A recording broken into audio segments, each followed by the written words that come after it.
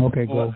Yeah, usually the first party is a broker, and then they sell that loan to a bank, and then it's sold again and again, and then without your consent. Right, and then how they label it is it's transferred or sold or whatever. So you don't know what ends up, and then they never assign it legally, and then they can't because they can't. I mean, the initial transaction is fraud to begin with because they didn't provide full disclosure. So the whole process is fraud. Right. They didn't actually loan you anything of value from the very beginning. So if they sell it to somebody else, the person who receives it, that's between you and the original bank. That has nothing to do with me. I'm a third party, so I didn't authorize this transaction, or I'm not a party to it. I didn't consent to it. We have no contract, so you have nothing to do with me. Exactly. I returned everything that I didn't ask for specifically to sender. Everything. Yeah, but they foreclosed on... The third-party debt collector foreclosed on me, so I've got to work on getting it back. Right. Well, you see, your process has already gone through. You could have stopped it in the beginning, but yours is going to be a little bit more complicated because you already went through the process. But Gary, you said you stopped it? Initially, when they're sending you stuff and they're arguing and all that, especially third-party debt collectors, they have no authority. They have no contract with you. I just send everything back. Who are you? I told them that. They went ahead anyhow. That's the thing. I'll see you in court. But the thing is, the judges are so crooked, they go ahead and... Well, again, you got to understand something. Nobody understands what contracts is going on. Everybody's deed is null and void. It's because in order for a deed to be acknowledged, in order for a deed to be legit, it has to be acknowledged, accepted, okay, by both parties. It's a little loud now, Gary. Turn it down a little.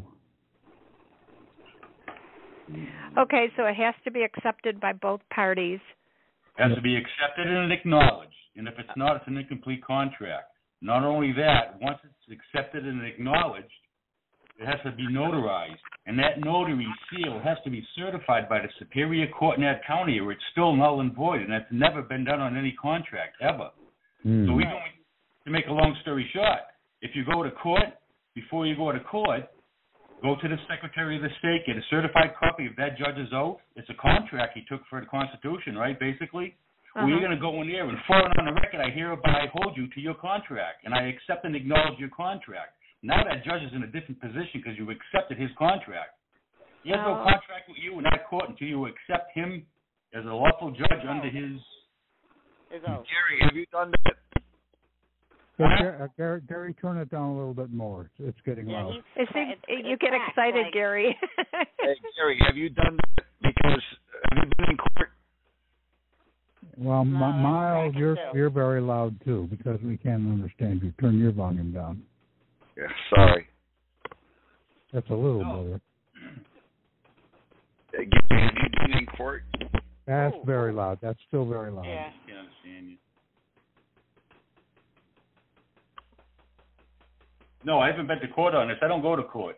I've been to court twice. They threw me out. They won't let me in there. How do you get no remedy in those courts anyway? Can I ask something off topic about court? If you get a summons or a complaint, which is like a summons, it's a summons for like a credit card summons. Return to sender. Like how? They cannot summons you. You're not dead. You're not a ghost. So how do you? I mean, they threw it at me. They asked me if I was a person, and I said no, I'm not the person. And return it to them. That's what I did. It was served personally to my husband. I took it and put a big sticker across the top of it diagonally and mailed it back to them. What did you say? Return to sender. I don't want this. I have a template I can post in the group. I think I did it before. Will you do it again? I've heard. It's a return to sender. Just send it back. I've heard the words that you put on a summon is I do not accept your offer to contract, and I object to these proceedings. Really? Well, mine is a little more detailed than that. It basically says, I do not consent, I have no contract with you, I have no international treaty with you. It's a little more detailed, but I put it in a big label and put it right across the front of the summons. They even added it to the court docket that I sent it back. Because this is, again, another third-party contract. And all the courts they're de facto anyway, so I mean, they have no authority or jurisdiction to hear your case. Yeah, because the bank changed their name, and I served them validation papers 3 times, and they sold the loan, and I served them papers, and now I'm getting a summons. It's ridiculous. Send it back. Send it right back. Will you I normally send it back same day.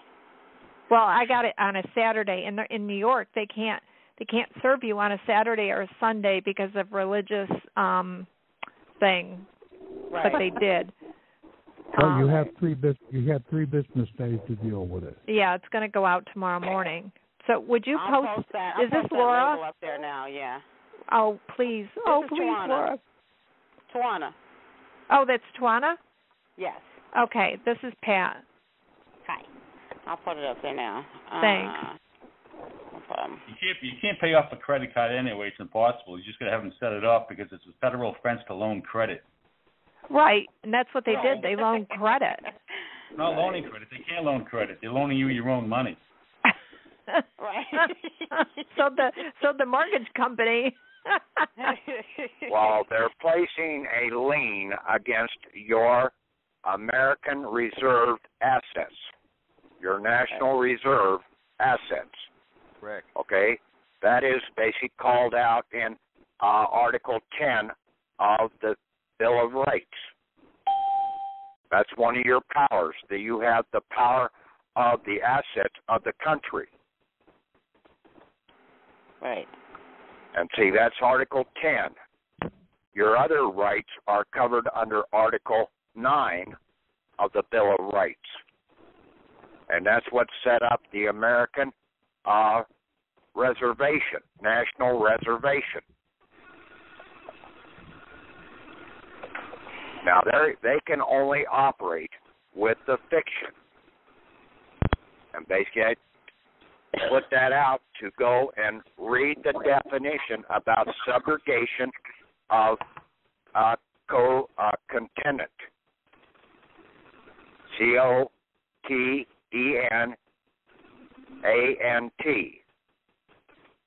Subrogation of co-tenant. Okay? And that's your prodigal person that they made, setting up the spendthrift trust so that basically your assets are essentially held in that trust, that spendthrift trust, until you came of age.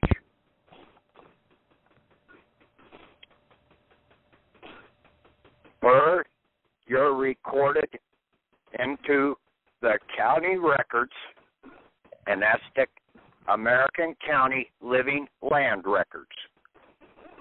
You were recorded into a book and page number of some means or whatever. You don't need to know the book and the page number. You just need to know that you were recorded into the County Living Land Records. Registered and recorded.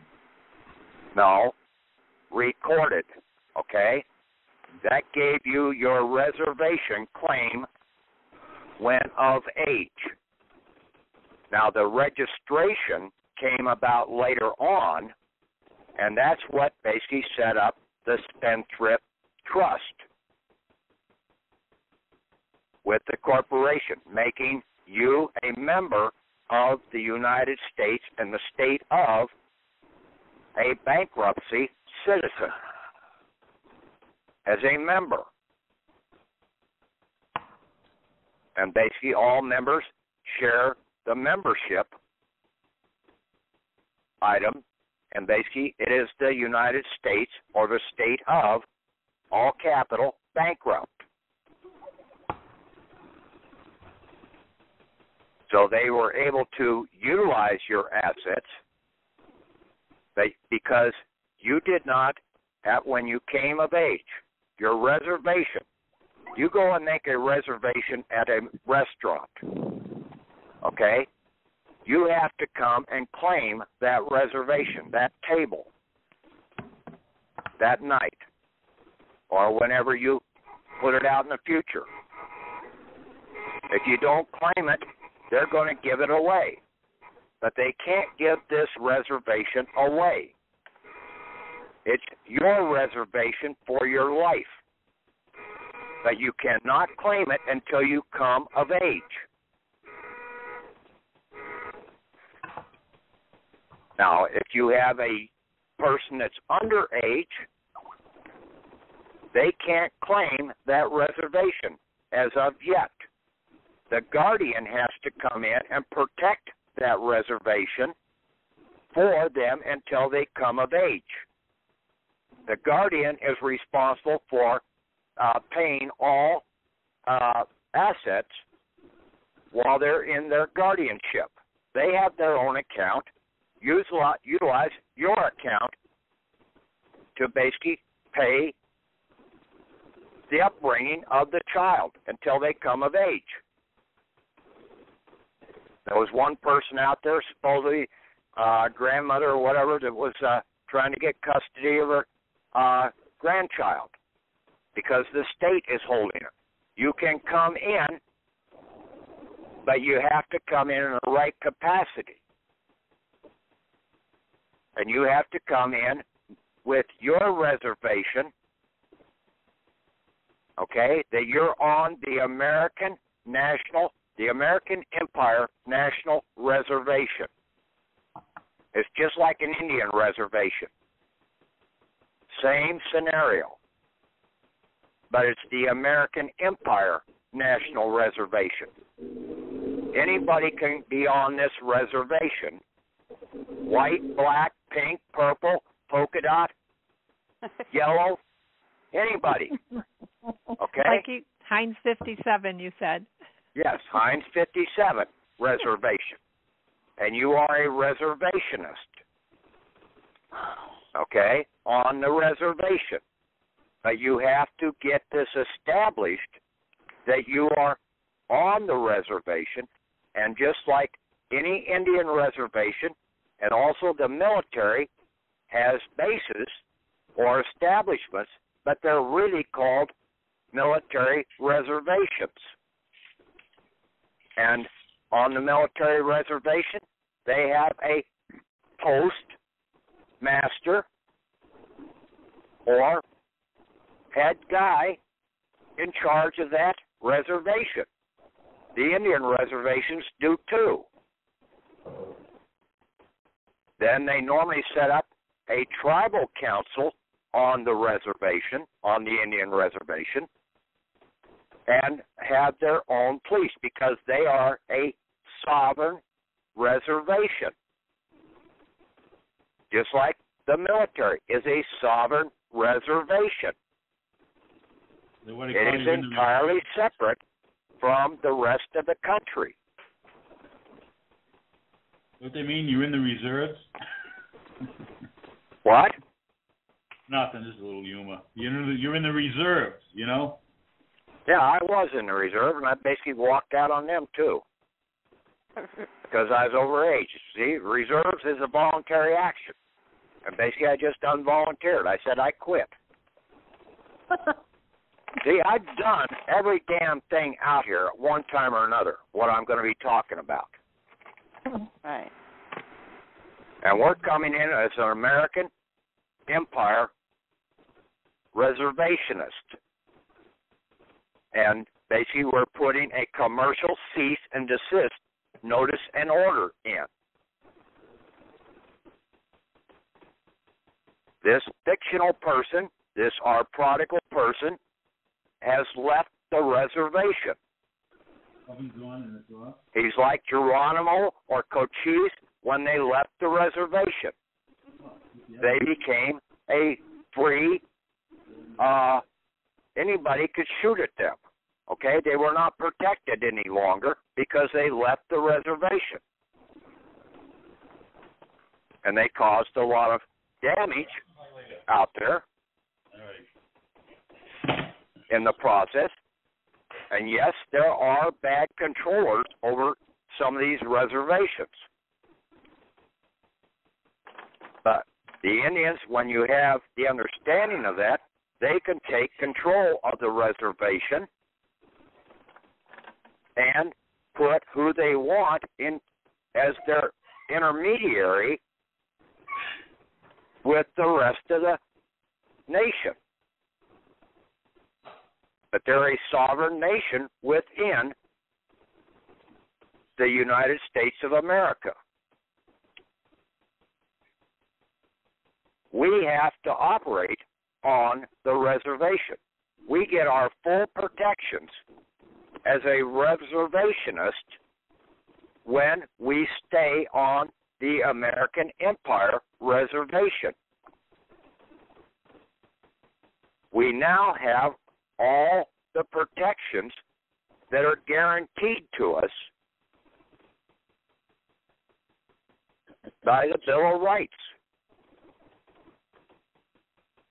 I mean, why do these guys walk over people in court when people try and assert certain bills of right? Because you have left the reservation. You're operating in a commercial world.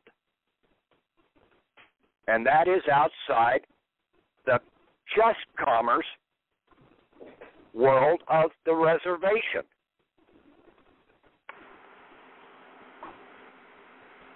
You were not supposed to be there, okay? Just your account, and see, you were supposed to be under the protection of your guardians who were supposed to be operating on the reservation, but they were able to utilize your assets until you came of age and claimed your reservation of those assets.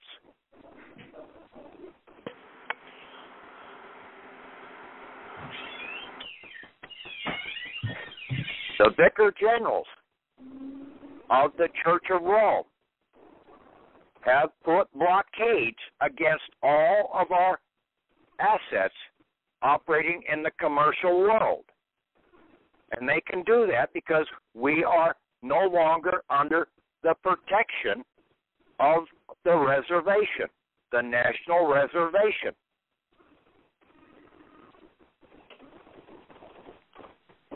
That's the problem that everybody is really facing. You've left the reservation. You have to come home, back to the reservation. And then you can claim your post of office. Not post office, but it is post of office. That means that post belongs to you. That office belongs to you. Of is a very powerful word.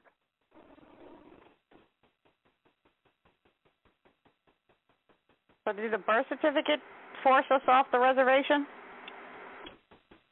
The certificate of live birth placed us into an initial off-the-reservation item. But see, as the living, we were under the protection. We were supposed to be under the protection of our guardians until we came of age to basically put a claim for our reservation of assets and rights. But we never claimed those. We never claimed our reservation.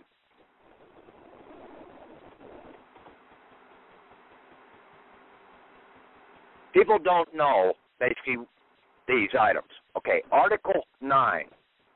The enumeration in the Constitution of certain rights shall not be construed to deny, disparage others, others retained by the people.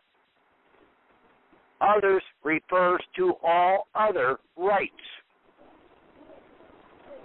And I don't think, basically, in the Constitution or in the Bill of Rights, they addressed taking and making you sign up to have a driver's license, to register your vehicle, to do any of these damn commercial items. Article 10, the powers not delegated to the United States by the Constitution, nor prohibited by it to the states, are reserved to the states, respectively, or to the people. Right there is your reservation. Right. It's reserved to you when you come of age and claim it.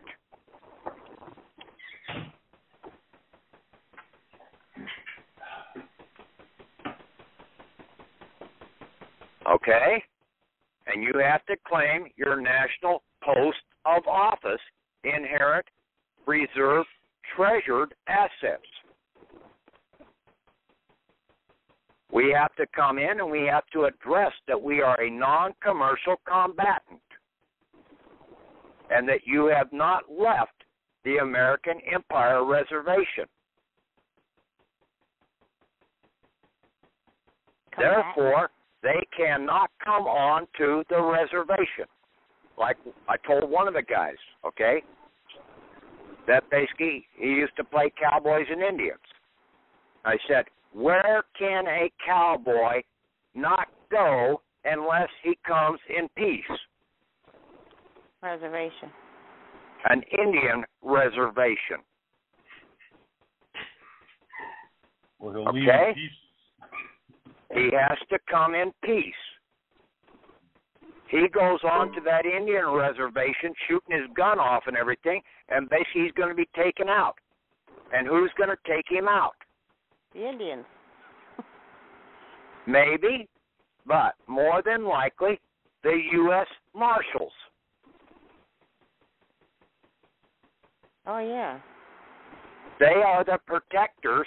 They are the police force for the reservations, both the national reservation and the infringement of any other reservation within the nation. I thought they had their own police force. They do in most cases now, okay? But they will basically work with the U.S. Marshals in the process.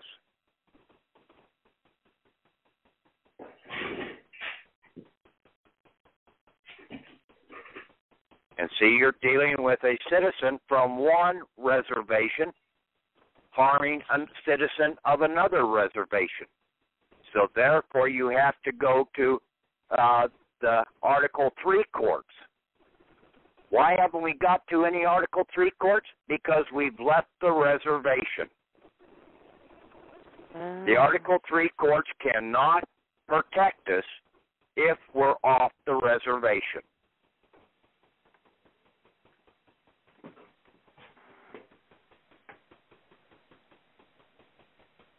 It's all about being on the national reservation, the American National Reservation. Then you have your full reserved rights and powers. So we're not actually getting out of the system. We're perfecting our status, basically. We're getting out of the commercial system. Okay, the commercial. You go back onto the reservation. You cannot operate in commercial commerce. Right. Period. You operate in commercial commerce and you are at war with the reservation.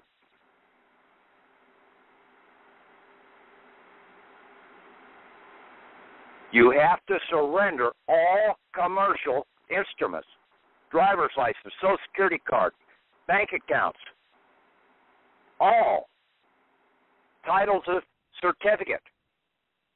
When you're on the reservation, you don't need those.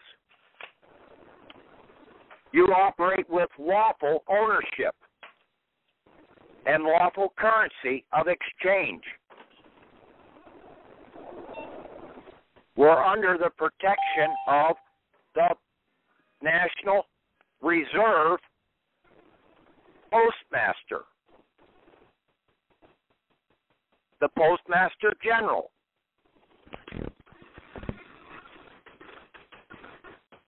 Now, one of the guys basically finally found out what this one guy did with his $300 penalty envelopes.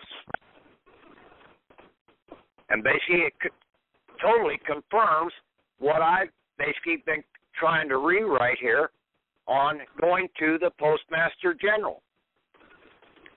He sent those $300 penalty envelopes pretty much the way I had them addressed.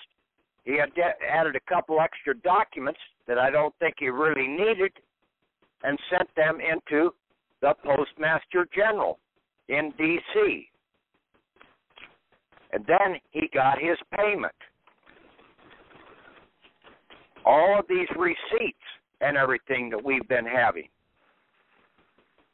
we need to send them into the Postmaster. Okay. Okay? On the same The Indians, when they have a payment or something due, they take it to the Postmaster. When you had a bill or something like that at the military base, who'd you take it to? You took it to the Postmaster to have the bill set off and paid.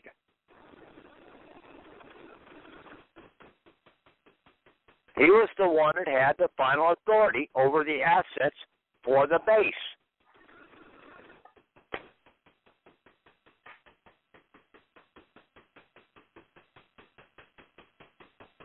Think about this logically, okay? Not what you've been taught or anything like that. Hell, 99% of the people in this country used to play cowboys and Indians. You used to watch a lot of the westerns growing up, but you never saw what was really going on the Indian reservation. Basically, you just thought the Indians were all the bad guys, not knowing what was really going on in the damn process.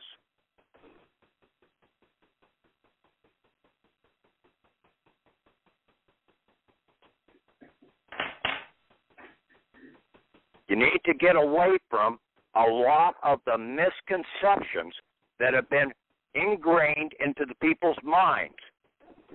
You almost need to take a 40-day hiatus and stick your head underwater and basically maybe flush it out.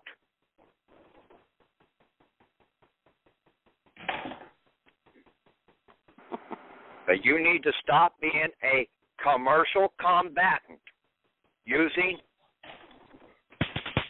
warring instruments, commercial warring instruments, which are all using interest and bondage out here to cause harm both to you and the living and the assets of the country. If you're harming the reservation ain't going to protect you.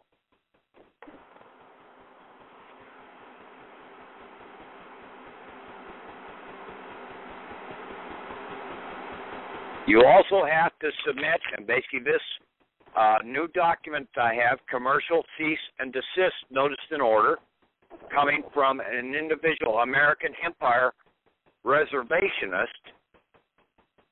Right now it's at 4 pages, and I'm pretty close to being finished with it. It's going to be addressed to the office of the United States Postmaster General and the United States Supreme Court. It has to go to the Supreme Court. This is a one-sided item. And basically you have to go to the Supreme Court to get your full recognition as being a non-combatant. And that you are who you say you are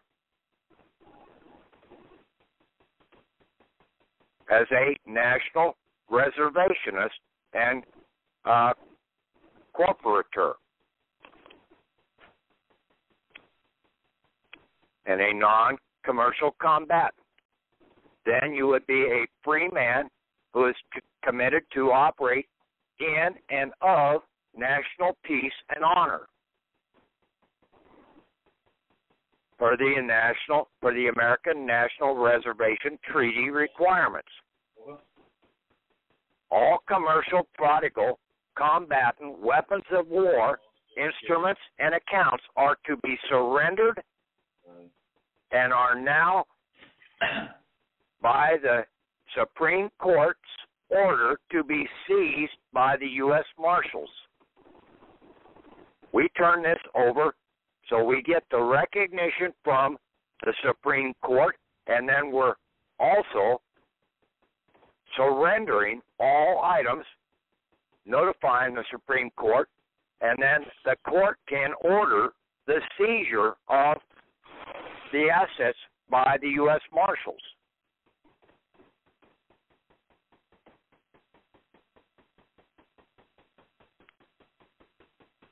We also, in this, we're putting in a notice to the Foreign Church of Rome by way of their vicar generals that they are to release all foreign financial blockades over our accounts, our spendthrift trust, and all other insurance documents, which your driver's license, which your certificate of title to your vehicle, which you name it. They're all insurance items. Hell, your damn bank account. What the hell is it? It's got an insurance policy against it by the FDIC. $250,000, I think, per account now, I think is what it's at. Mm-hmm. For commercial accounts. Yeah. But they do it for all accounts because basically you go into that bank and you've got a commercial account in most all cases.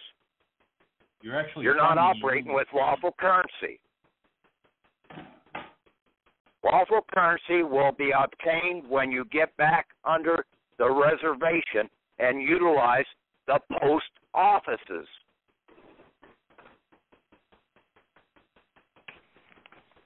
That is where the lawful currency will be processed through.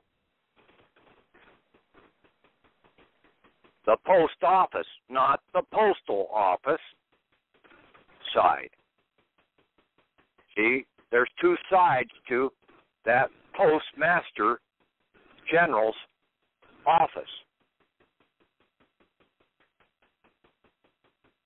And he is over the commerce that is out here. The president is just over the government. And the government cannot infringe upon the rights of the reservation. Well, as you were saying earlier, there's only a free man and a slave, so that's why they see both sides, because there's only two men and they play the part. Yeah, and basically, if you leave the reservation, you have now become a slave to the commercial system. By the way, you're no longer a free man, okay? And they do that by association to you, as you are a co-temperate.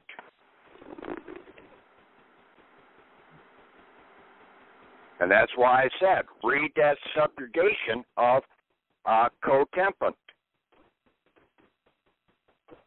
Right there, it tells you that, like on the mortgage, you can turn the tables on them and turn around and become the mortgagee over that mortgage.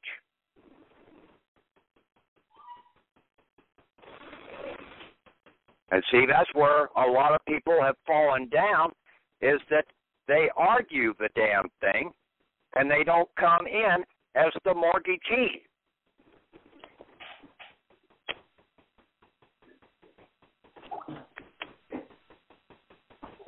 So read that definition. It's in Ballantyne's Law Dictionary. And I'm sure everybody has access that's on this call to that. Mm-hmm. Now, there's one other thing out here, okay? In going through all this, I was addressing, and see, they got us into being a registered United States commercial bankrupt, prodigal citizen. And that allowed the blockades to be in place because now we had broken the peace treaty with the National Reservation.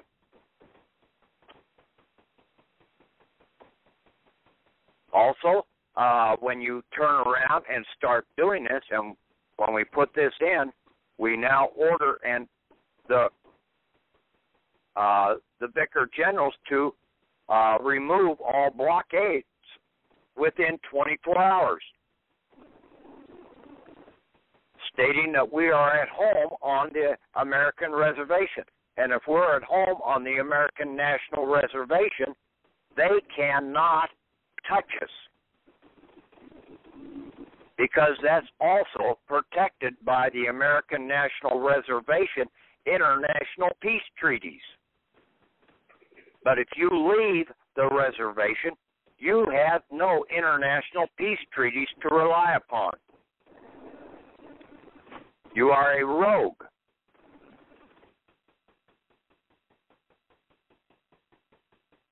And then when you get back onto the reservation, then this action is also fully addressed in the Expatriation Act of 1868. And it will have to be fully enforced by the President of the United States governmental corporation when called upon as a last resort.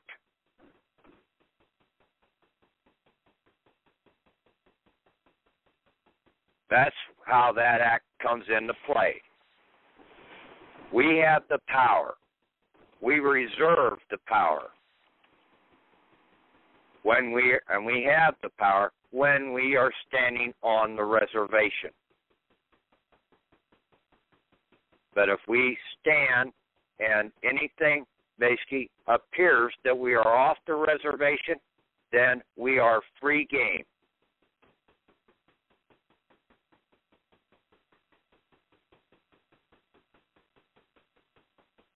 Also, I don't know how many people have a copy of your certificate of live birth that's printed out on that bonded note paper. But take a look at that number down at the bottom, that red number. That is, in most cases, a foreign QSIP number. When they started issuing that, they started issuing those as foreign QSIP documents so that they could take and basically utilize this and sell the bonds offshore, getting some benefit from them, but our portion is being held in offshore accounts. The number on the back of the Social Security is an offshore account, a foreign offshore account number. Excuse me, Pat? Yeah.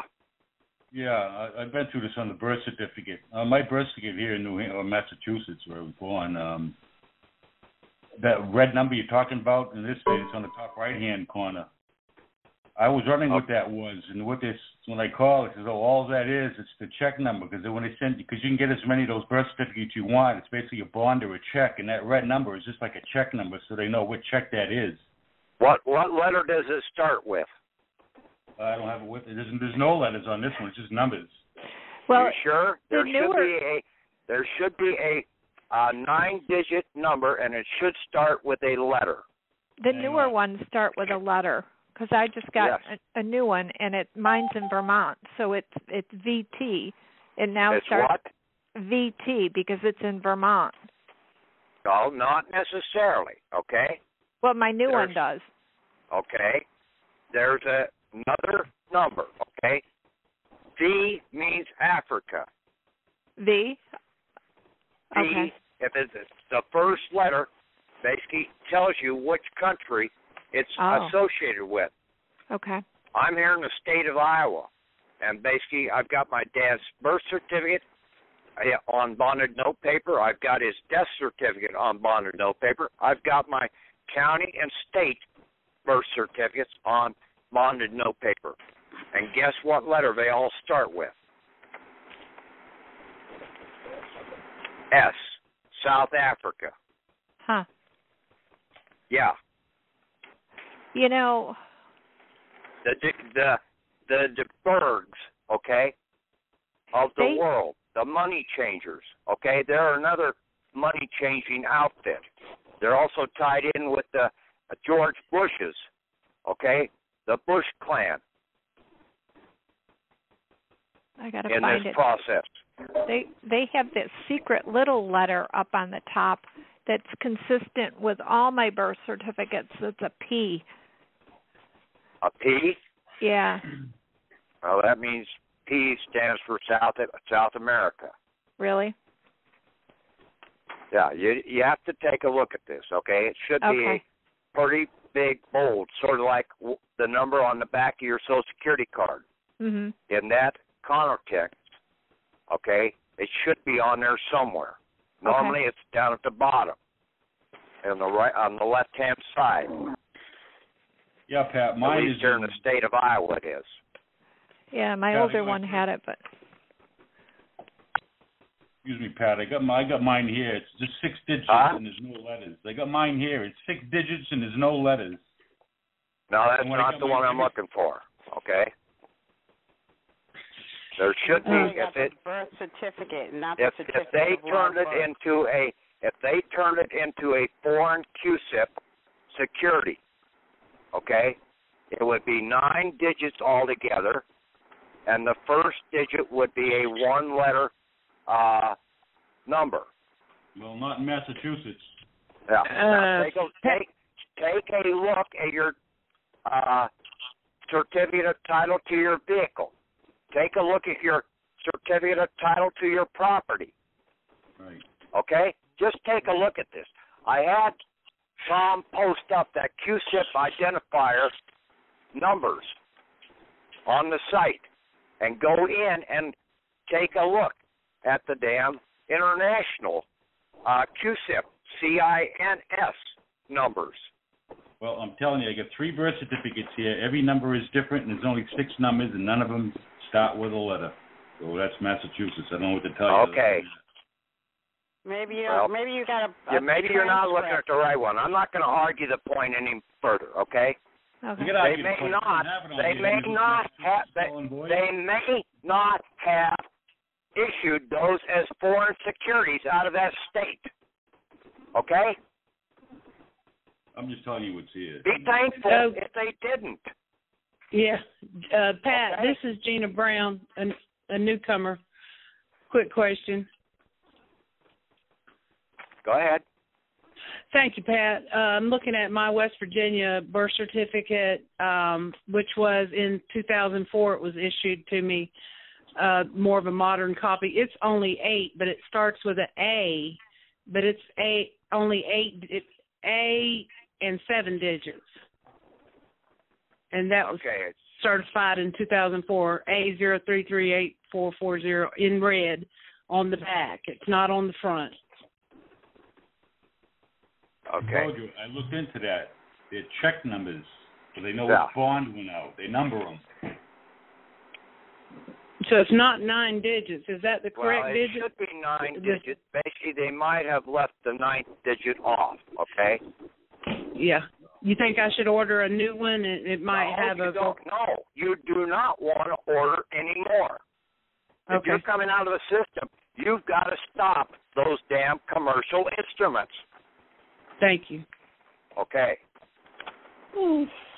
Now, all of these commercial instruments, and basically I address this to basically, from what I can see, I have foreign assets both in France and South Africa. Who is the one to be able to go and get those?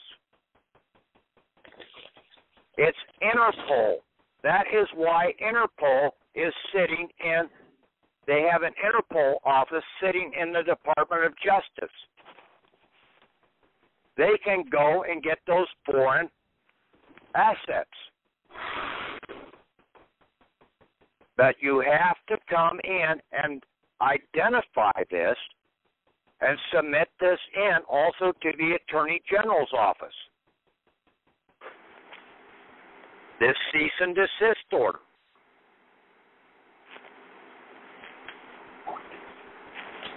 I'm just trying to give you some guidelines here on what this all entails, okay? And yes, to sir. get you people to start thinking about what has really been taking place. And you left the reservation. You have to get back on the reservation by removing all commercial instruments of war. You keep one, and you're still basically off the reservation. The Indians, when they came on to the reservation, they could not take cannons and repeating rifles and everything else with them. They could take a single-shot gun or something of that caliber and their bows and arrows with them when they went on to the reservation, but they could not take a cannon, a howitzer, a tank, any other weapon of destruction onto the reservation. You cannot do that either. You have to get rid of all commercial weapons of financial destruction, financial war, warring instruments, to be able to get fully back upon the reservation and have your full rights and privileges and power, or not privilege, your full rights and powers given back to you as you've come in and claimed your reservation seat at the table.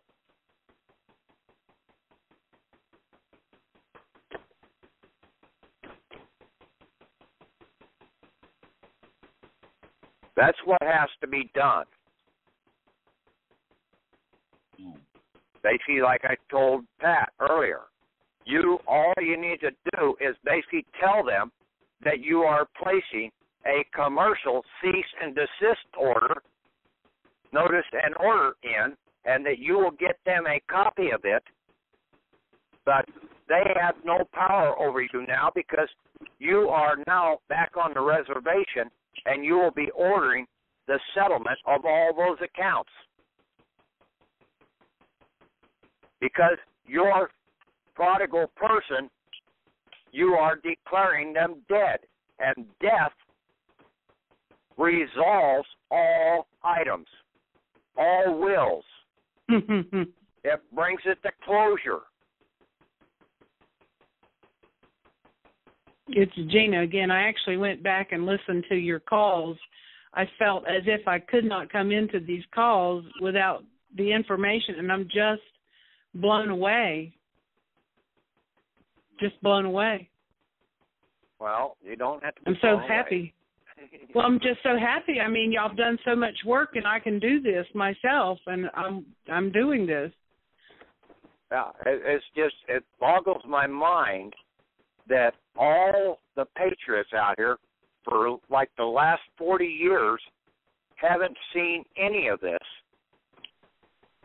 out here. Or connected the dots. My aunt is a postmaster general, and she is loving every minute that I tell her what I'm learning.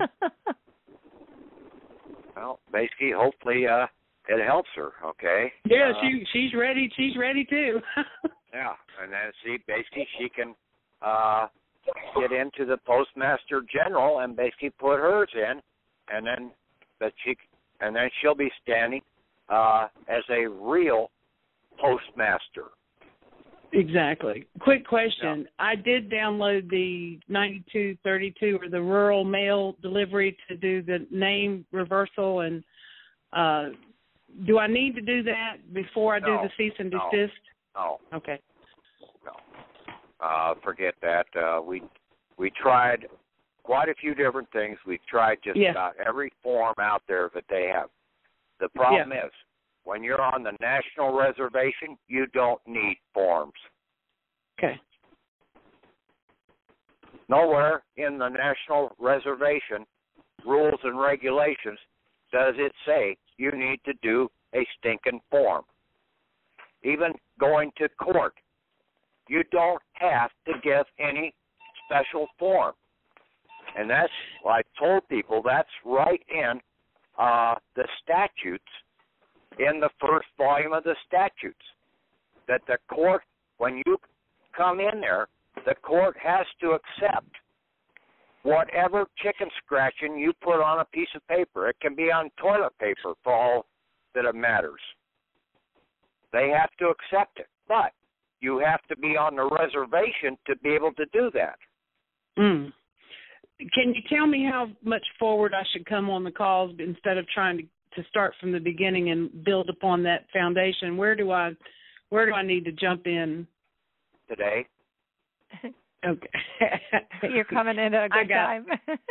I got a lot of love for y'all. No, I just was blown away, and I actually went back for reference information and, need to come forward on some of the calls. It appears as if I don't need to listen to some of the older stuff. No, I think the last few weeks would at least give you some knowledge of the vocabulary that we've learned, though.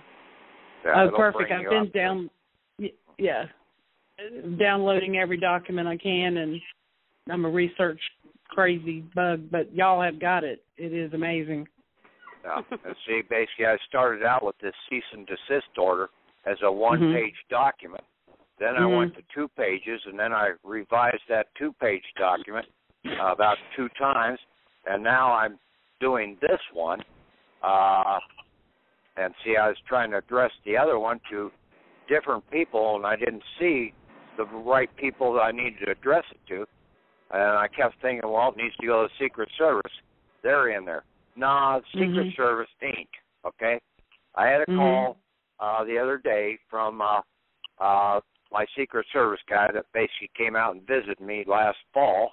And he said, well, I thought we had an understanding. You weren't going to submit any more shit to me. And he didn't say that, but basically he said that I wasn't going to submit any more documents to him. And he said, well, basically I just threw them all in the waste paper can anyway. So, because they're not to be going to me. So I said, well, just what exactly is your secret service that you're performing? Well, he wouldn't elaborate on that. And I said, yeah, you guys aren't very efficient, are you? Because you were supposed to be protecting the presidents, and you did one hell of a shitty job in protecting JFK. Right. About that time, he hung up. Yeah, I basically threw a curveball right at him that basically, they were not what we have expected them to be because they're off the reservation. I'd like to tell all of you on the call that I'm the first congressional chair of the Democratic Party of Georgia. I have 17 counties that I'm over, and I was not politically active until 2008. I regret what I have done and what I have learned, but I want to do this while I've got like 5 months in my term, and I am going to do this, and I hope to bring people with me. Okay, now you're fully aware that per the Constitution, you don't have the right to vote. You don't have the right to a governmental office on the reservation. Yeah, I don't want to. I didn't vote for 32 years. Okay. I mean, that's the whole point. I didn't vote for 32 years, and I drank the Kool-Aid, Yeah. But it's back to what my grandfather said when I was very young, and everything has come to fruition until I, hooked up with Santos and then listened in on some calls that you had indexed and realized this is exactly what my grandfather was talking about. I knew it was time for myself to role model this for others, because one of the things on your calls way back you said that, they know what you're doing. They've been watching. If people are, chicken or scared, or they should, jump off the call, because I am very aware that they do know what you're doing. I mean, they know what I do. You know what I mean? And so if it wasn't for us to do this and to help break this system and open it for what it is,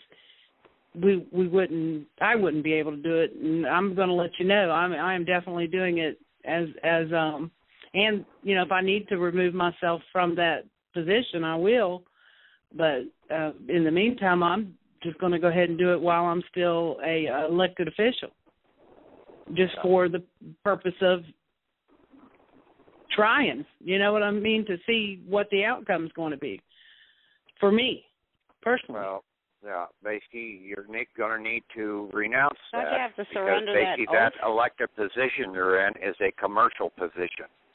Should go ahead and renounce that? Yes. Okay. Yes, that's basically in the commercial system. Okay, so yes. You need to renounce all and surrender all commercial items. Okay? Yeah, I was a notary, and I sent mine. I sent that one in and rescinded it. Yeah. Okay. See, when you get into some of these positions, they end up putting commercial bonds against you. Yeah. Right. Okay? So by holding those positions, you're still a rogue. You're still off the reservation. Yes. Okay? That's what I'm saying. We have to get rid of all commercial items. Then we come back on the reservation. Then we start working through the postmaster of the reservation, and we will have access to lawful currency out here. So that basically we will access our lawful currency per the requirements of the Constitution, which basically was dollar equaled 1 ounce of silver. Right. And then basically, let me see, what the hell was it? Ounce of gold was equal to, I don't know. There was a conversion rate of sort of like 16 and a half silver dollars to 1 gold dollar or gold coin, okay?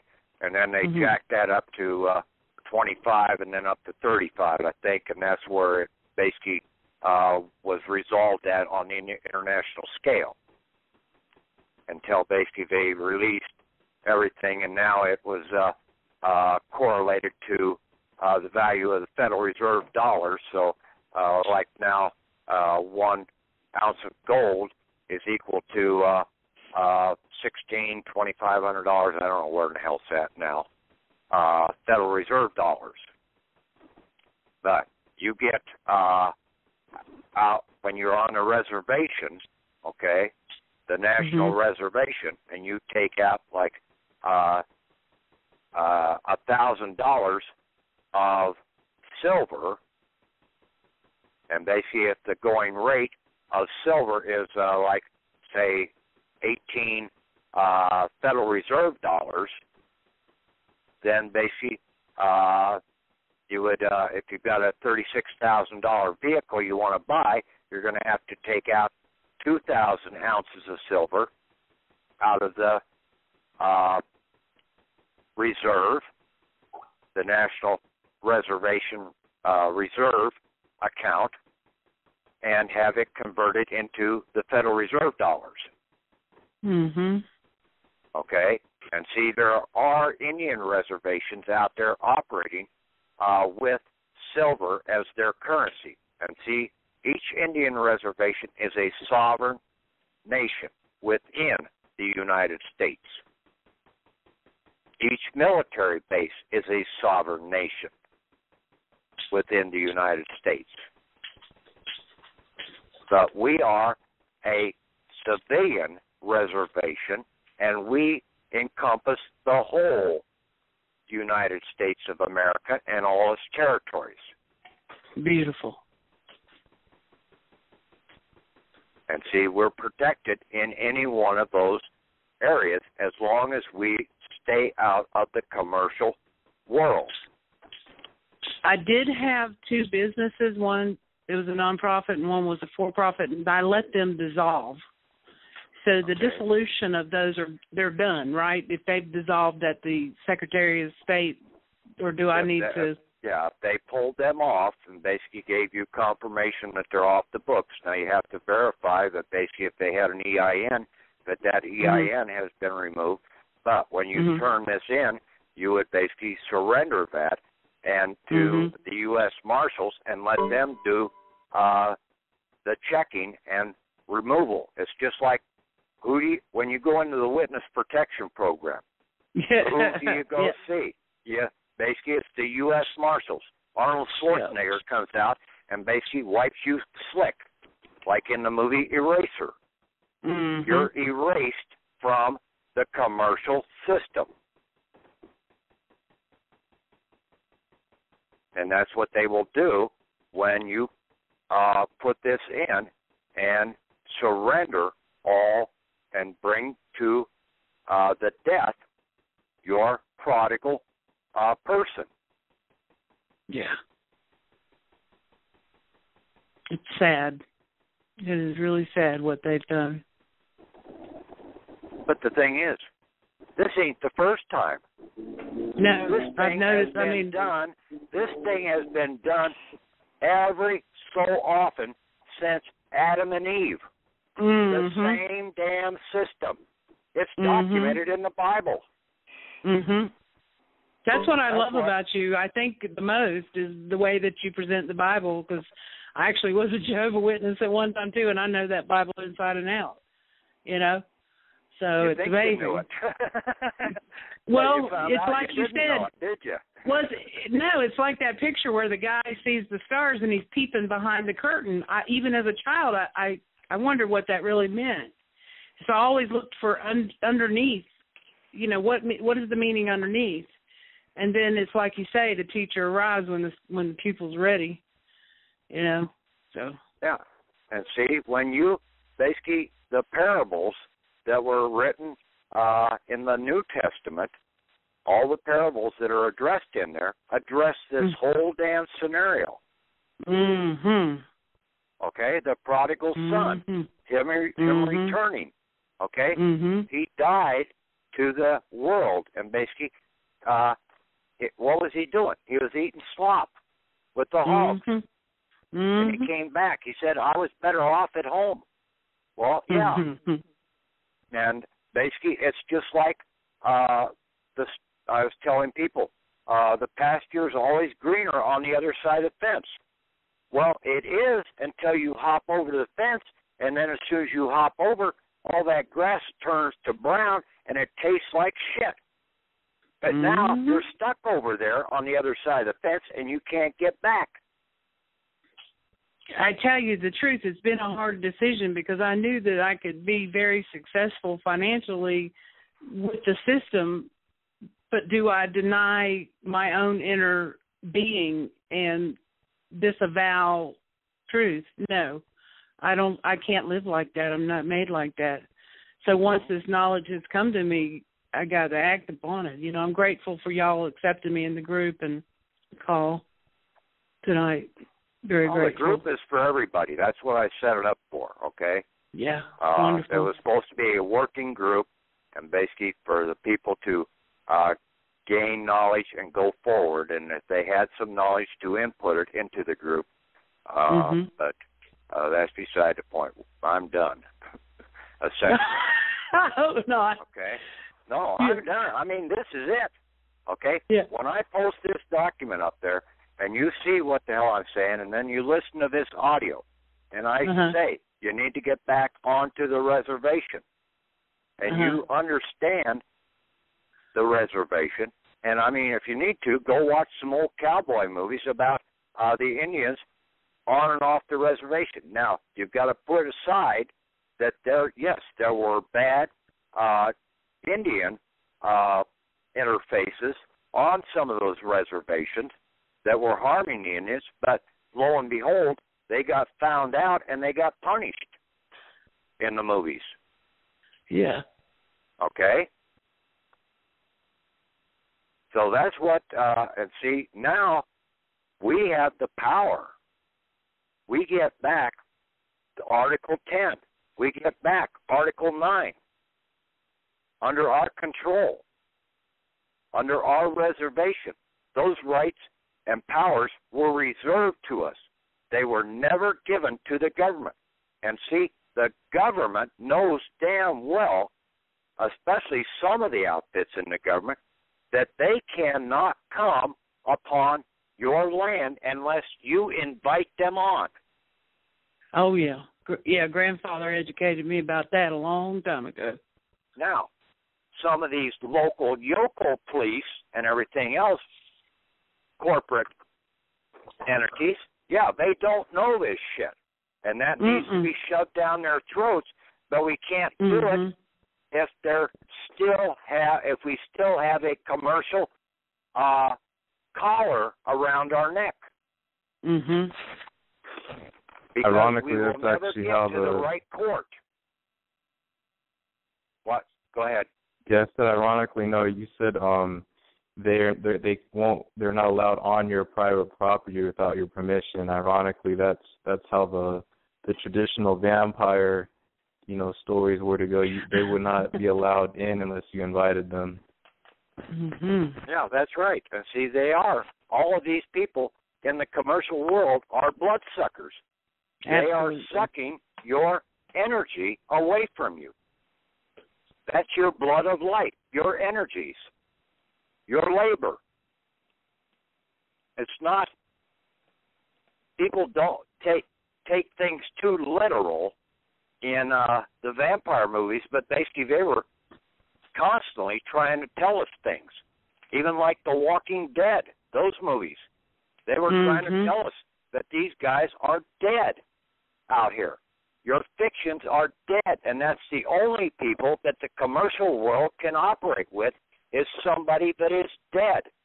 They cannot put you in as a living person into the commercial world unless they basically get your consent to be used as collateral, as the undersigner of that item. And you don't know how to protect yourself by turning upon your commercial fiction person to make the settlement. And also by knowing that you have to go to the alien property custodian once you're off the reservation, and that's the fraud of the church saying that they can forgive sins out here, that they have the power to forgive sins. Well, what is sin? Sin is debt. And yes, if they became the alien custodian, property custodian over our assets, yes, now they had the power to forgive the debt.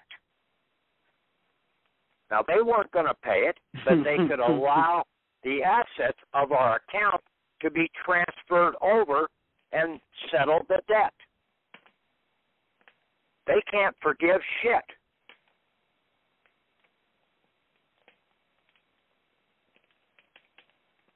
And no minister has ever gotten anybody into heaven.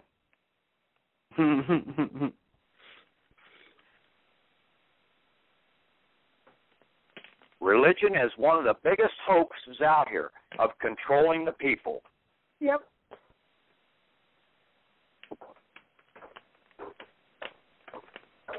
And then the bankers are second. Yep.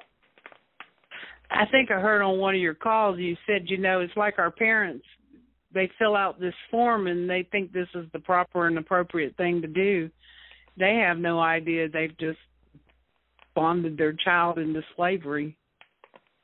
And, and see, they don't realize, none of them probably ever really read and fully understood the Constitution, the Articles of Confederation, the Declaration of Independence, and the Bill of Rights.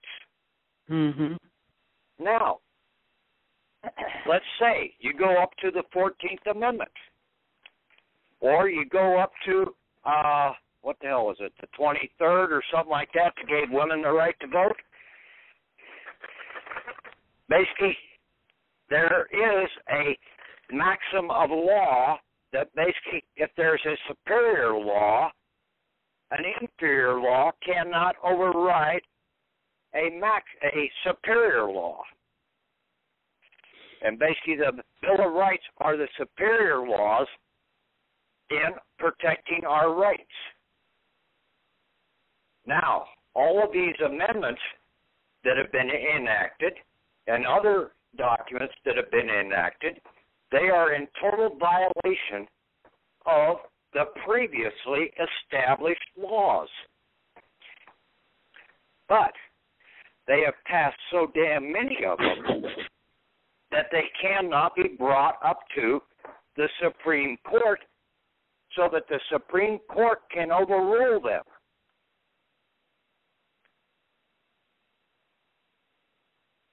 See, that's the process that's supposed to take place. If a law violates a previously established right or protection to the people, then somebody has to bring it to the Supreme Court. The Supreme Court is not going to rule upon it unless it is brought to their attention. But when the damn Congress is passing 80,000 laws a year or whatever, it's kind of hard to keep up with them. But you get back on the reservation, and all that goes away. All those codes of law and everything, they do not apply any longer.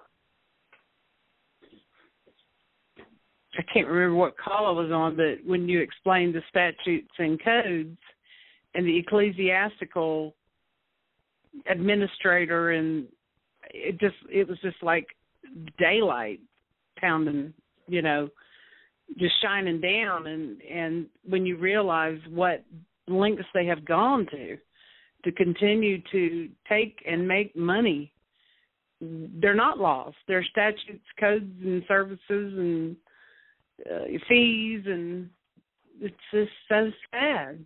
And I live in poor rural area of the Deep South, so you can understand, I've been an activist for these impoverished people, but this is the most important thing I've learned behind astrotheology, I think.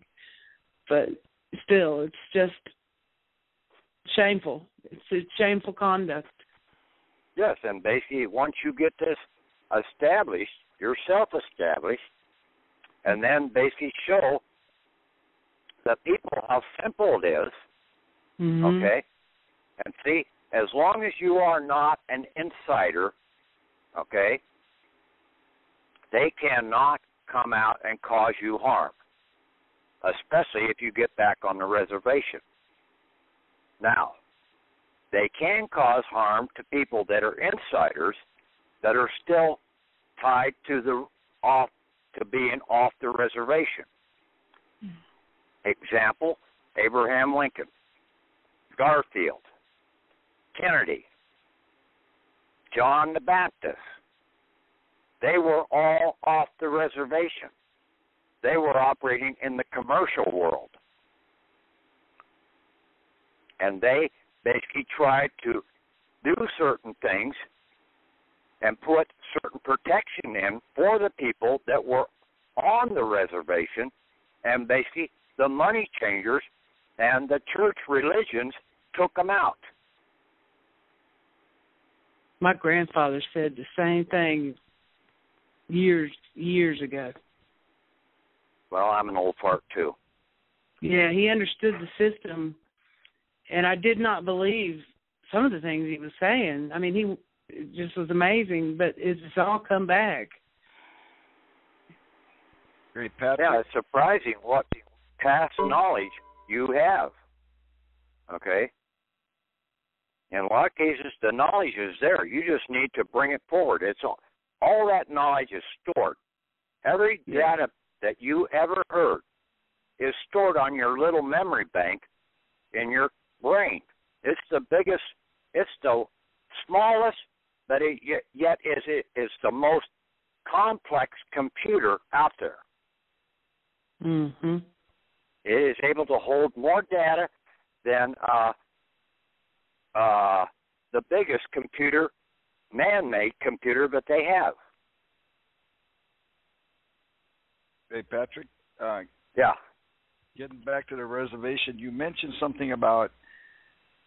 Just want to make sure that I understood it. You said post of office versus post office. Are you talking about general delivery at the post office? No, not general delivery. I'm talking about your post in life. Okay? Post of office. And see, the word of means belongs to. Look up the definition of in Anderson's or Valentine's Law Dictionary.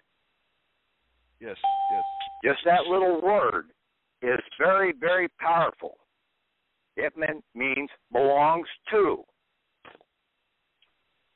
So your post of office is belonging to you. Okay? So we don't have a post office out here on the reservation. We have a post of office. But then with that, what you just said, now we have to go to the general post office to. No. You can have your stuff delivered wherever you're at. Okay? Okay. Care of you. Okay? The post office basically gives you a 4-digit box number. Okay? Correct. That's not a postal number. That's a post office number. Okay. Okay? Which came first, the chicken or the egg? The post office came first, then the postal system came in, the dead system. Yeah, but what I was doing, I was going back in time. You said go back and watch some of those old movies, Indians and Cowboys. And if you notice that every time there was a mail coming, they went to a specific location to pick up the mail. Yeah, to the trading post. To the trading post, exactly. Yeah. So, and basically, if there was 25 people in the town, the guy might have it set up to where there's 25 little boxes in there, and basically if somebody got some mail, he'd stick it in their box, just for his ease of sorting. You know, that reminds me, my Aunt Carol asked me if all of this was before it went private, the post office went private. No, the post office is still in the general public on the reservation. The postal system I love it. is basically out there in the commercial world. And see, that's a proven fact in that basically the registered mail labels, the express mail labels, and everything, they have a 9-digit number, a QSIP number. And basically each one of those, a registered mail or a certified mail, carries at the minimum a $25,000 insurance bond. Wow. That's why they didn't want you to use those registered mail labels, is because every time you were using one that went into the postal system, it now put another $25,000 bond in play. And the problem is, they're having a hard damn time trying to find people to buy these bonds.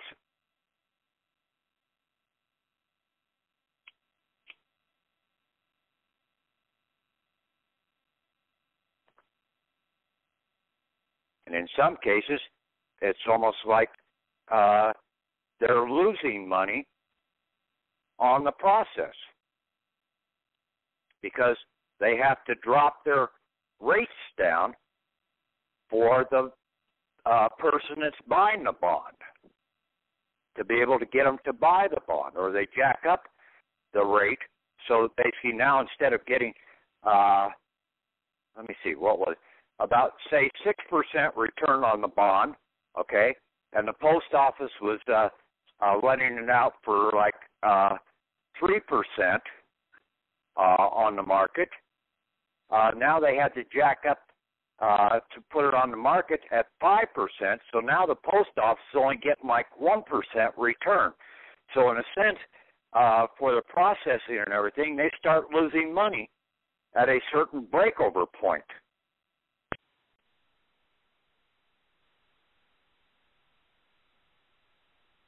I don't know if you guys follow that, but basically that's how some of the monetary system works.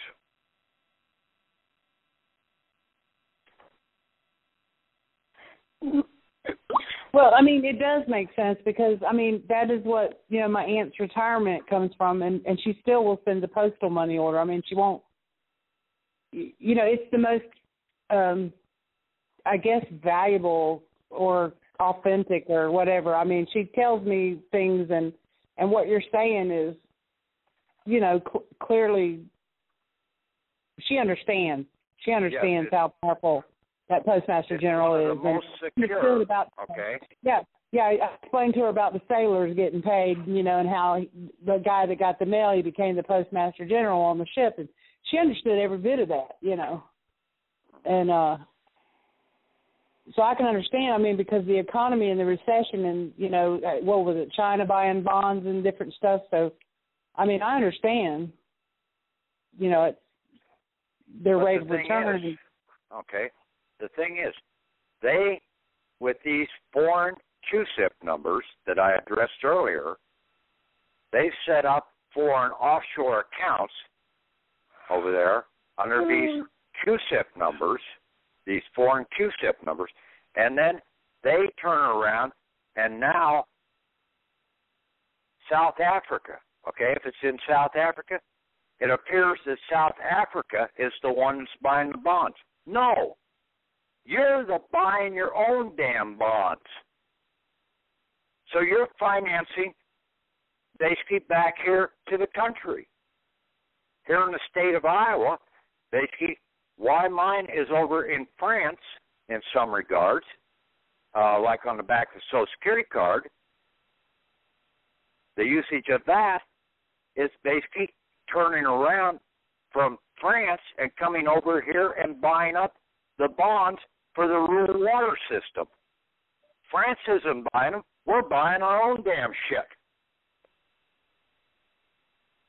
And see, that's what the people don't understand. We're turning around and funding the stuff almost twice over. Almost. Yeah, it's not quite, but it's close. Well, if we fund a mortgage and then pay it for 30 years, they've been paid twice. No, they've been paid 3 times on that damn thing. Well, never mind how many times they may have sold it. Yeah. No. Basically, you pay it off in 30 years. You add up all that principal and interest that you paid in that amount of time, and it will be double the initial cost of the house.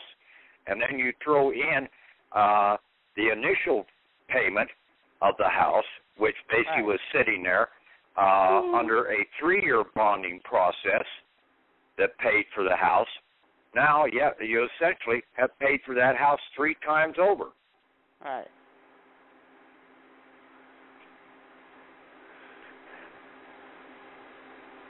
But you get back on the reservation, you can take care of it all in one swell swoop. You want to go and start your own damn business, you start it as a private enterprise. You don't get it into the commercial world, okay? You go and basically take your assets out of your National Reservation Treasury account, your reserve account, and basically utilize your assets, okay? You want to invent something, okay? Basically, you go out and basically you can invent it, and then you can protect it, but do not put it into the commercial world. Right.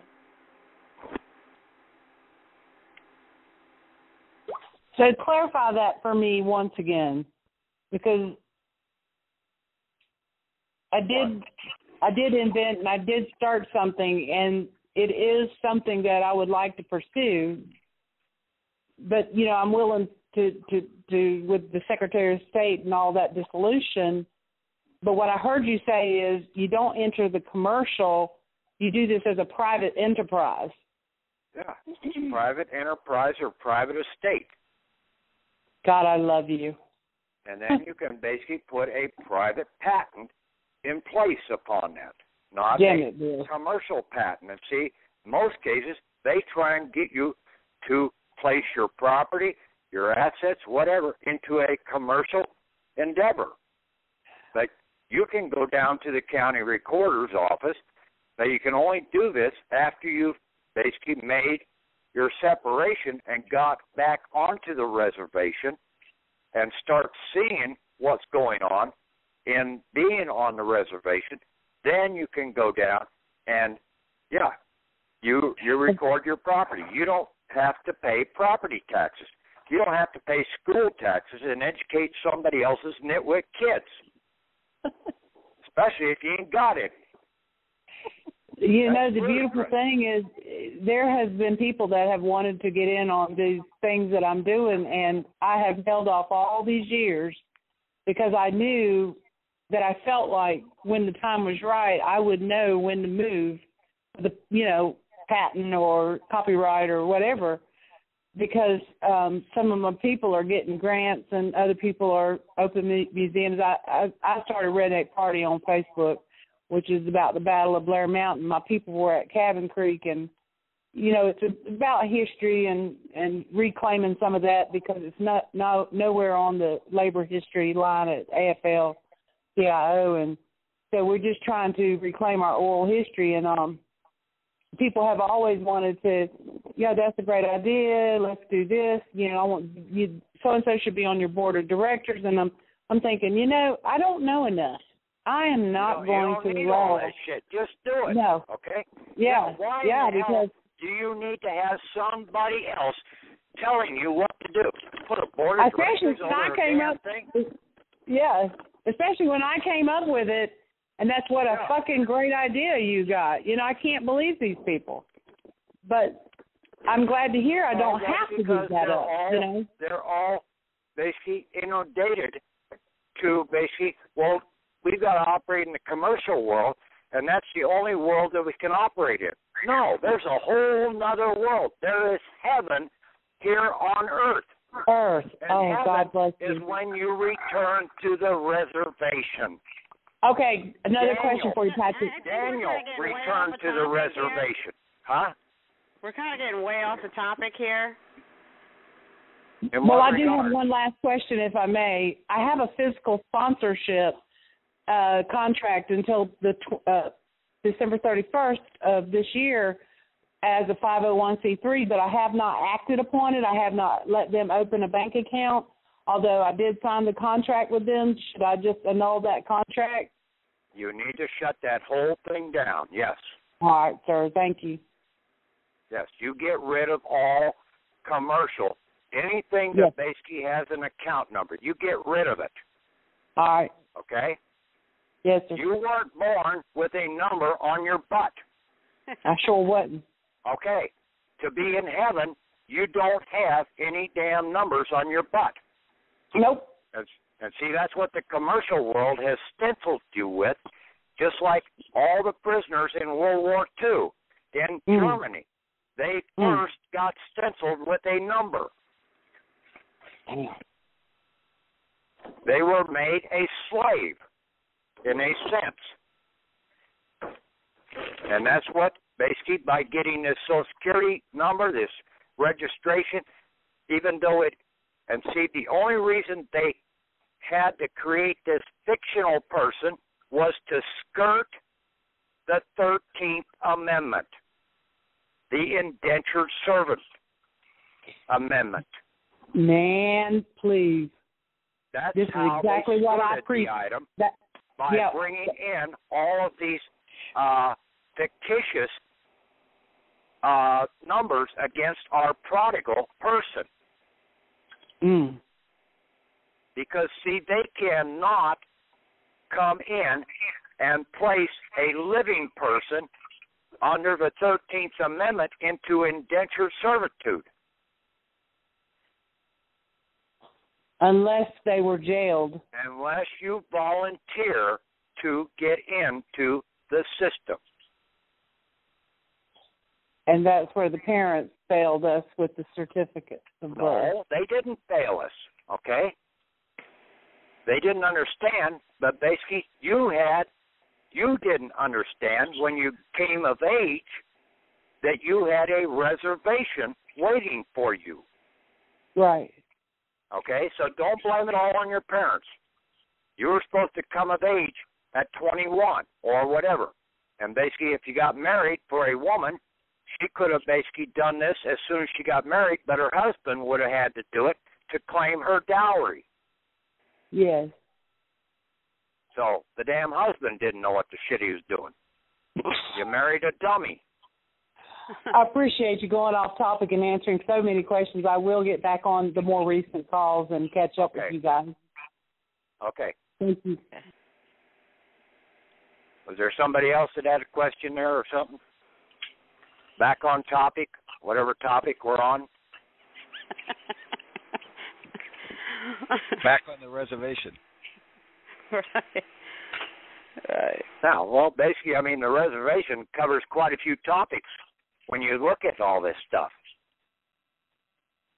Okay? The passport, the U.S. passport, the certificate of titles, the licenses, bank loans, bank mortgages, bank credit cards, governmental grants, unemployment insurance, Social Security insurance, Medicaid insurance, any other registrations or licenses. They've all been deceptively disguised as being lawfully required instruments of operation for our individual benefits. Now, how many of those have you really gotten a benefit from? Very few of them. Any benefit whatsoever. But they've been used as commercial combatant weapons of financial war. And those weapons have more killing and harming power than any gun ever invented. Because of their false security and benefits are only for the issuer, not for the benefit of the undersigner. And basically, like I said, everything is about intercourse. Commerce is intercourse. And in intercourse, somebody is always going to get the shaft. No matter whether it is physical intercourse or commercial intercourse, someone is going to get the shaft. And basically, right now, you are getting the shaft in every commercial item out here. Driver's license. It was an insurance policy that was supposed to pay for the traffic ticket if you violated some law. But it's been blocked by the alien property custodians because, see, they even control the licenses. They want you to come to them and beg them, kiss their ever-loving ass, okay, to have that debt, that sin removed. Because they're the religious leaders of the world, the vicar generals.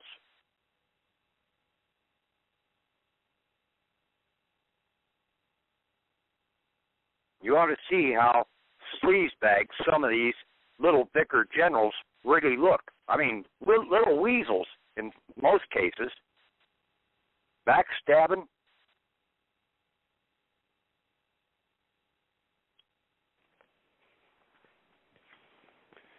Used to be several of the colonies in this country, especially North Carolina, I know for one, used to have a sign on their border that any religious,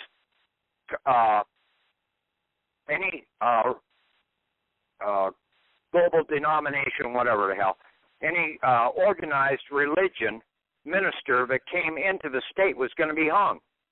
Same thing with any attorney, bar attorney. They would be hung as soon as they were found out. Trial, not necessary.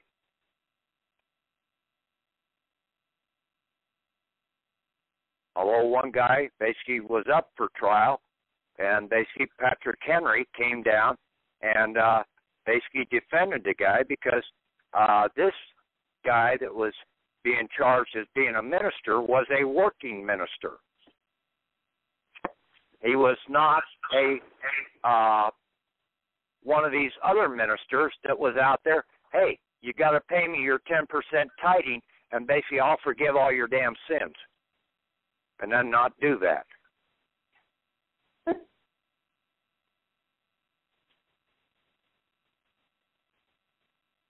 But see, they set up the reservation based upon the Roman laws and basically the laws of the Cherokee Nation that was in place in this country prior to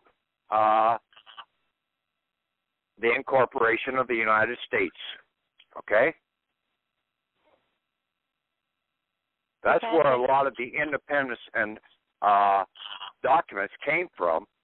And see, the Romans had basically intermingled with the Cherokee Nation, and basically also the Celtics, the Scots and the Irish, had interbred between the Cherokee Nation located in the eastern side of the country.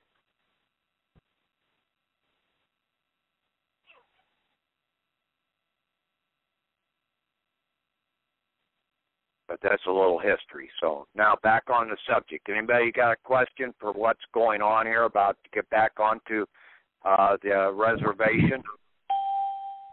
Well, Dina here. I do have another question. I am on Social Security disability, so what I heard you say is I got to cut out of that as well. Correct? Right. Now, I said earlier that one of the guys, okay, and basically he posted the write-up, I think, to the group. This wasn't the guy that posted the write-up, but one of his friends basically turned around and took those $300 penalty envelopes and sent them into the postmaster and got paid. Yeah, I know it. I heard some of that. Yeah. Yeah. Now, all of your receipts from the post office, you can turn around and send them all into the postmaster and put them on an invoice or whatever. See, we were all the bills of exchange and everything that I've been doing, we were sending them to the wrong damn place. They have to go to the postmaster, okay, of the reservation. Just like the Indians on their reservation, basically they took all of their expense receipts and everything and would turn them into the postmaster of the reservation by way of the Indian Reservation Bureau. Basically, the military the same way. You have if you're on the base and basically you have a charge for you on the base, you turn it into the postmaster of the base. Normally by way of the corpsman, or not the corpsman, but the yeoman or the quartermaster.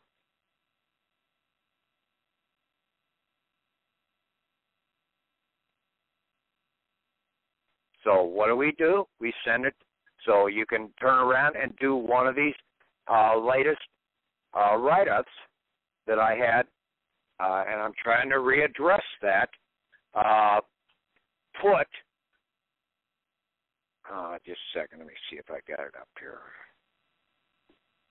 Well, I did join the Yahoo group, and it's quite a bit of information that I'm researching and sorting through. What'd she say? I said I joined the Yahoo group that was suggested where the files were, documents were, different documents, the law dictionary and things such as that. Oh yeah, there's a mountain of stuff in there. Yeah, I did download quite a bit. It's just still shocking. I've been studying probably for about 2 months, and I'm just you're just shocked, And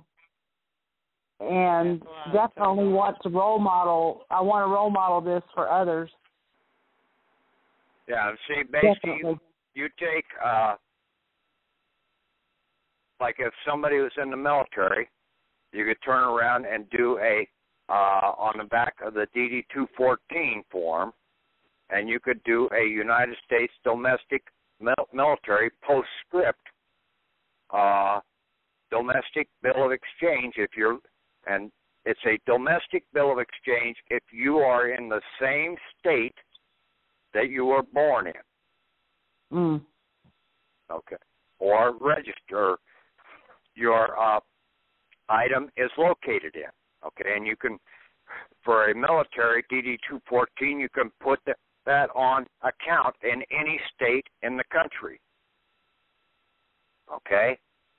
So it should always be a domestic bill of exchange, and as is drawn and put to my prodigal drawer as an American Post warrant endorsed and sealed by me, okay? As I am the post of office American functionary. And then it will be sent to the office of the Postmaster General as a post office put order. We're putting it to the post office, which is basically the de jure reservation bank.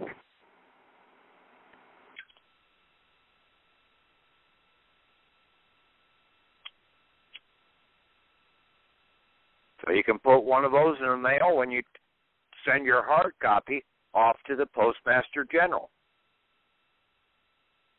of your hard copy of your cease and desist order.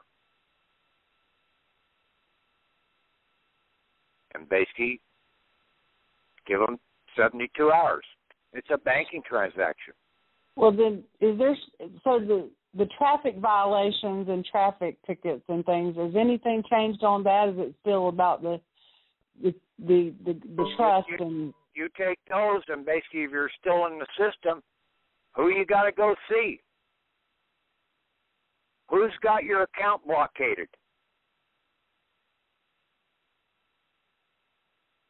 Myself. No, who's got your account blockaded? Because you're off the reservation with right. that driver's license. Yeah. The Vicar General of your diocese. You look up the Roman Catholic Vicar General, or, I don't know, there might be some others if there's not one in the area, but there should be a Roman Catholic Vicar General over that area. He is basically controlling that because, see, all of these Vicar Generals, they have to go to Rome to get specialized training. See, they're normally just run-of-the-muck priest out there, and then all of a sudden they have to go to Rome because they get special training in controlling the assets of the people here in this country. So I do not have to mail that to the Vatican and the state attorney. No, you don't have to send it to the Vatican. You send it right to your local diocese Vicar General. Okay. And say, forgive me my sins. I'm truly sorry. Here, take care of this.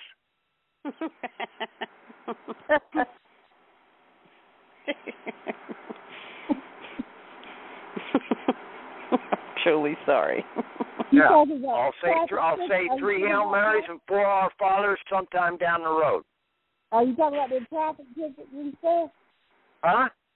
Yeah. Are you talking about traffic tickets? Yeah. Yes. Basically, send a traffic ticket within 3 days. As soon as you get that, send it off, okay, to the Vicar General. Then it's been past 3 days. I'm sorry. Well, what if you're out? Huh? What if you're already out? If you're out of what? Out of the system. I mean, if you've already surrendered the majority of the stuff. You're still in the system. You haven't gotten your surrender, basically, and your acknowledgement that you're out of the system. You haven't gone to the Postmaster General in the right regards under this cease and desist order, and also submitted it into the Supreme Court to get your recognition back onto the reservation. Well, let me ask you this. The Supreme Court, we just have to notice them, or do we have to file a case? No, you don't have to file a case. You just fax this into them or send them a hard copy. Okay. Into your Circuit Supreme Justice. Okay? You have to find out what circuit you're in, and you direct it to him. And there is, on the website for the Supreme Court, there is a merits clerk. Okay? Not to the clerk of the court. You don't send it to them because they're not going to give you the fax number there. But the merits clerk has one. And see, the merits clerk is the one that's operating for the reservation. The clerk of the court is over there operating for the commercial side.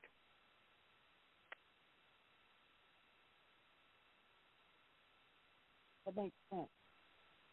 And see, it doesn't have to be in any special form when you go in this regards on the reservation.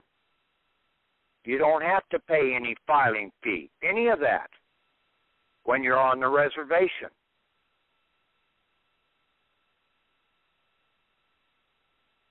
I asked you a question a while back about what do I do if my husband is not interested in participating in this process? If he's a hopeless sheeple. I sent in a letter to the court rescinding the marriage contract. I did, saying that it was unbeknownst to me that I wasn't required to involve the state in my union of love. And I would like to remove their participation and authority, and I signed it with a stamp and my fingerprint and sent it in there. I haven't heard anything from them, though. No, you're not going to. You didn't reference the right document you need to reference. You know what document you need to reference? What? The Book of Ruth. For a woman, your protections are addressed in the Book of Ruth.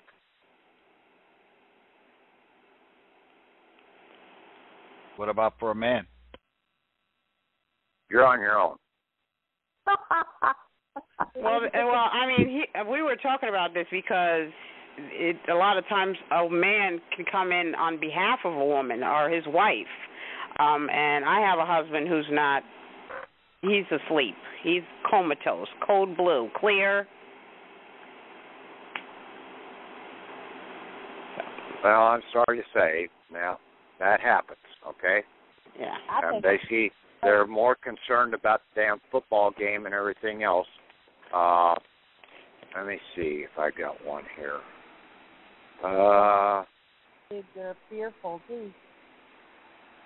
If you go into Anderson or Ballantyne's dictionary and look up all the words to begin with O-M-N-E, okay, or just O-M-N, okay, and go through those. I think there was one in there that addressed certain items about a woman's protection in divorce. Okay.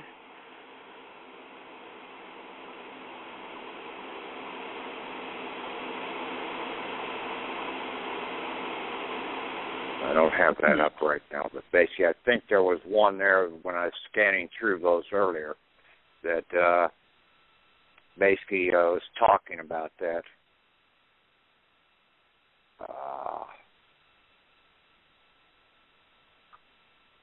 About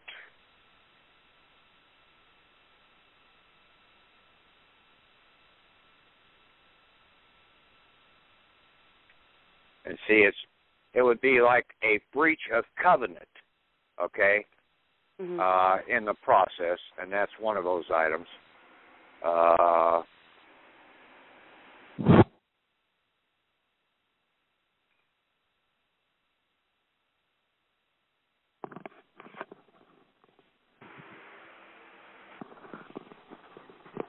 I don't see it right offhand here. But anyway, okay, so that's where that stands. Take a look at the Book of Ruth and go into the dictionary and start doing a little studying there. And I think you'll find some resolve. Okay.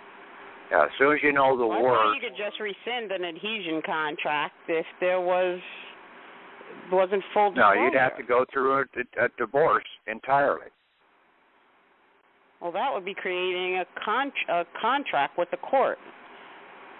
Yes. And I don't have in any some ID. cases it would. I've surrendered all of that stuff. Yeah.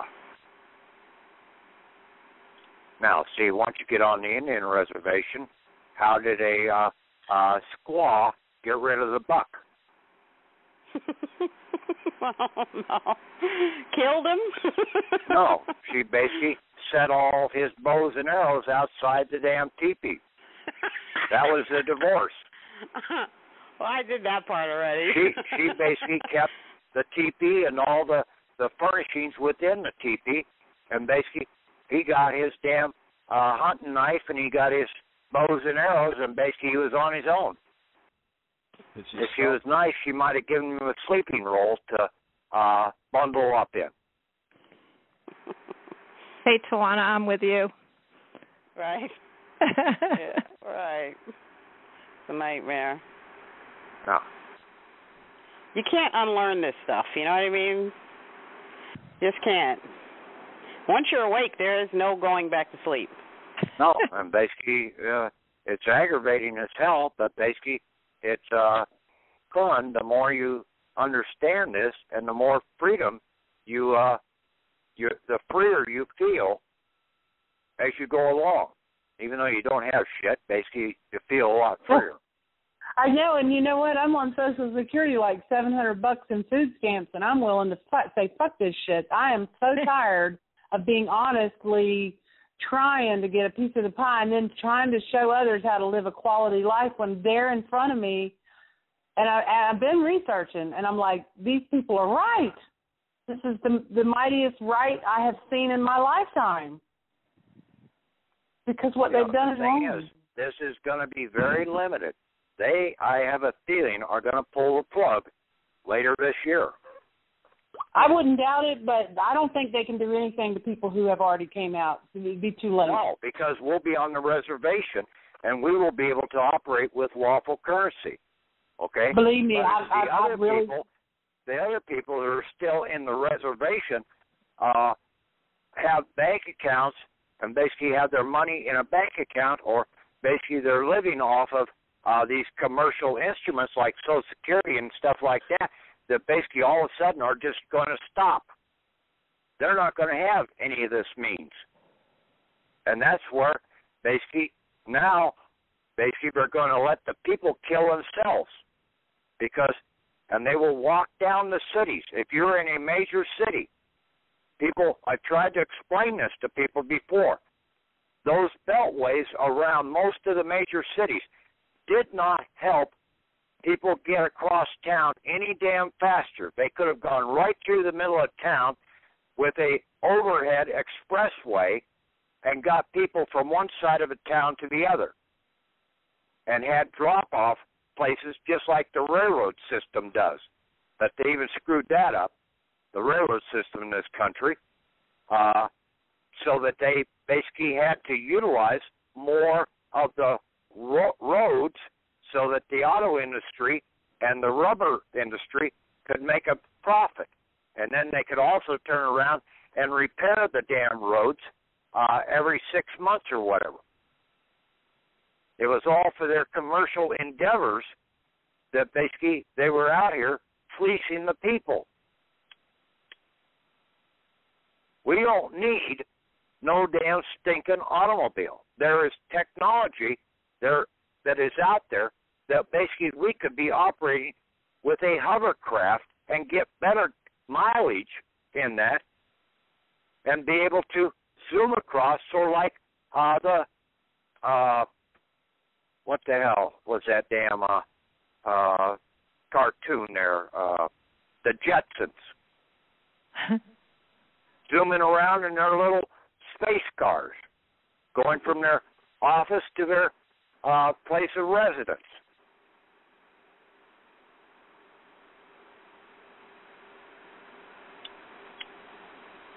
And I mean, if you see some of this technology that is in some of the movies, okay, that's out here, even though you may think it's fictional, basically, if it's in the movie, it's a documented fact. Every movie is documented. And you can use those movies in a court case. And I even threw that up in the face of the FBI. I said, shit, it's in the damn movies. How can you say that I'm saying anything different? You know, and it's sad. It's like Santos said on one of the things I've listened with him. It's like once you see it, it is everywhere. Everywhere. Yes. In architecture, in everything. It's hiding right in plain sight. Yes. And why can't we reference that, for God's sake? Why do we have the city of Detroit looking worse? Like, I mean, it's almost like it's the aftermath of Hiroshima. But yet you go over to Hiroshima, and that damn city is a thriving metropolis. I mean, with all brand new buildings and everything, lit up to beat hell. But Detroit, damn, almost a slum city.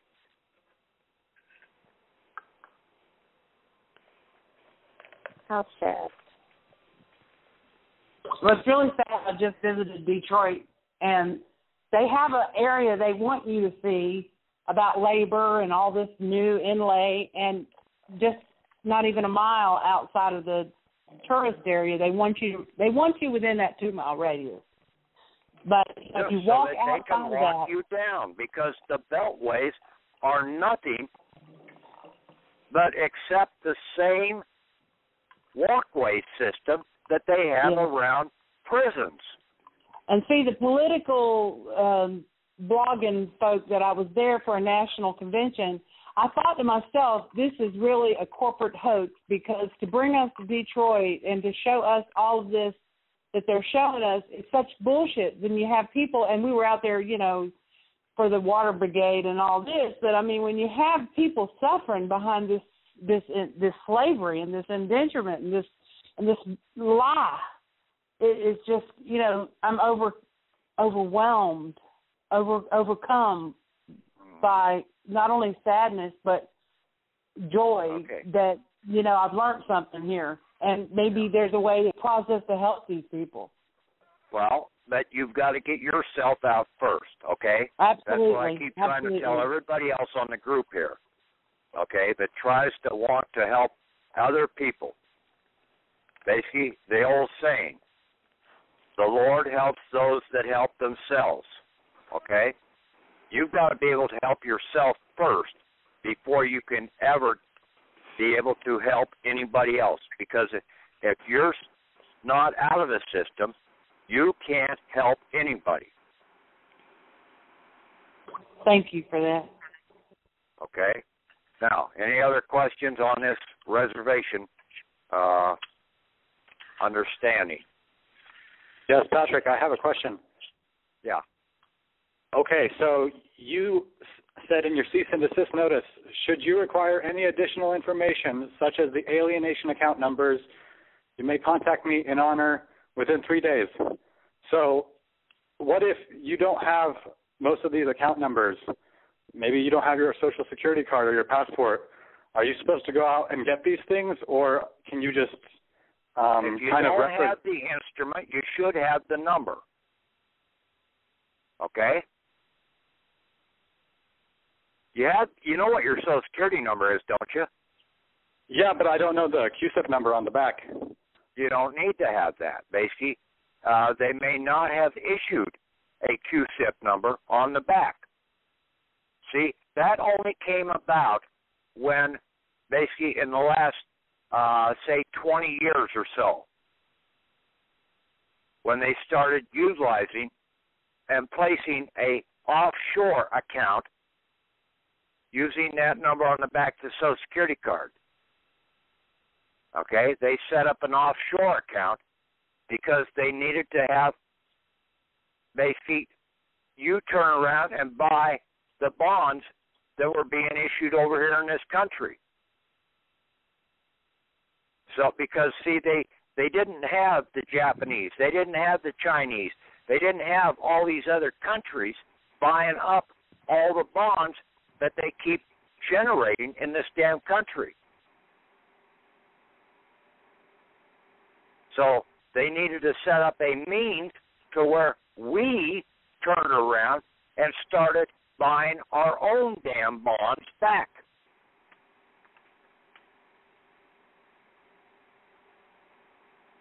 By an offshore account. Understand? Yes. So if I don't know my passport number, I need to find it out, right? No, if you had a passport, you can just tell them. See, well, I don't have numbers. Hang on just a second. All of these account numbers are basically tied back to your certificate of live birth. And then basically with your Social Security account number. That's the transmitting number. Like I told Tom earlier, he set up a new bank account to try and think that he was going to get funds deposited into it from this special deal. Well, I told him, no, is what you just did by giving that, even though he didn't have anything in the account, and he gave them that account number to deposit the funds into. I said, you just gave them a number, that account number. Now, that account number can tie to your Social Security number. Your Social Security number can tie to your certificate of live birth registration number. If you had a DD-214 military account, that Social Security number could tie to that.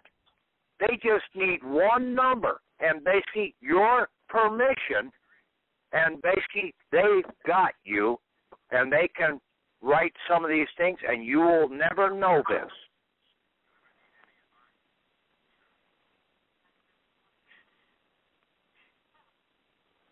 Okay, thank you so much. Okay. Now, the Secret Service or the U.S. Marshals, when they come, basically you just give them what numbers you have. They can track down all the other numbers.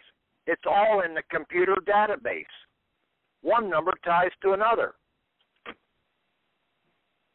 Okay, thank you. I have one more question. At the end of this cease and desist Spendthrift Trust Vicar General Rev 3, you have that you're copying all alien property controllers, U.S. and Iowa public offices. So that's all of those offices that were included in the previous Rev. Is that correct? Basically, you just have to wait and see this new one, okay? I wouldn't do anything with those previous cease and desist order, okay? Because it's not going to really get what we need, and it's not going to the right place. They can basically put a stop to certain things that are going on in the process. But when we do this new one, going to the Postmaster General and also to the Supreme Court in the process to be processed through and get back on the reservation, then we will have our full protected rights and powers. Okay? So are we going to have a call tomorrow? No. Okay. So you better ask your question tonight. Well, okay, because Patrick. I thought we'd probably get the document tomorrow. Huh? I thought we'd probably get the document tomorrow. I'm going to try and finish it up here and get this copied and sent over to Tom and a couple other people, yeah. Okay. And possibly we can all have well, the last cease and desist was pretty straightforward. The only thing I'm having a little bit of trouble with is the put order, making sure I will have a new one of those. Basically, try and have that up the next day or so, also. Okay. Okay, because it's got to be addressed to the Postmaster General. Right. Well, not just who it's being addressed to. There's a lot of lines and blanks that I'm not really sure what goes there. Just slow down and think about it, okay?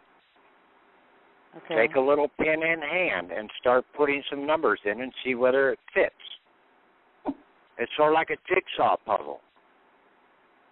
And this isn't that hard a jigsaw puzzle. Basically, this has got big pieces. I mean, there's only a few pieces you have to put in there. I mean, a 5-year-old kid can figure out this type of jigsaw puzzle. I don't know about all that, but okay. Oh, yes, okay? It's the adults that basically try and outthink things. That's right. What gets them into so damn much trouble. You're outthinking something instead of keeping it simple, stupid. KISS.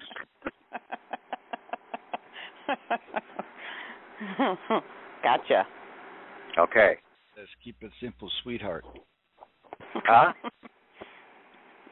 My wife says, keep it simple, sweetheart, instead of that stupid. That's the nice version. That's not the Patrick version. No. And it really wasn't my version. Basically, that's an old one that's been out there for a long time. That's James Carville.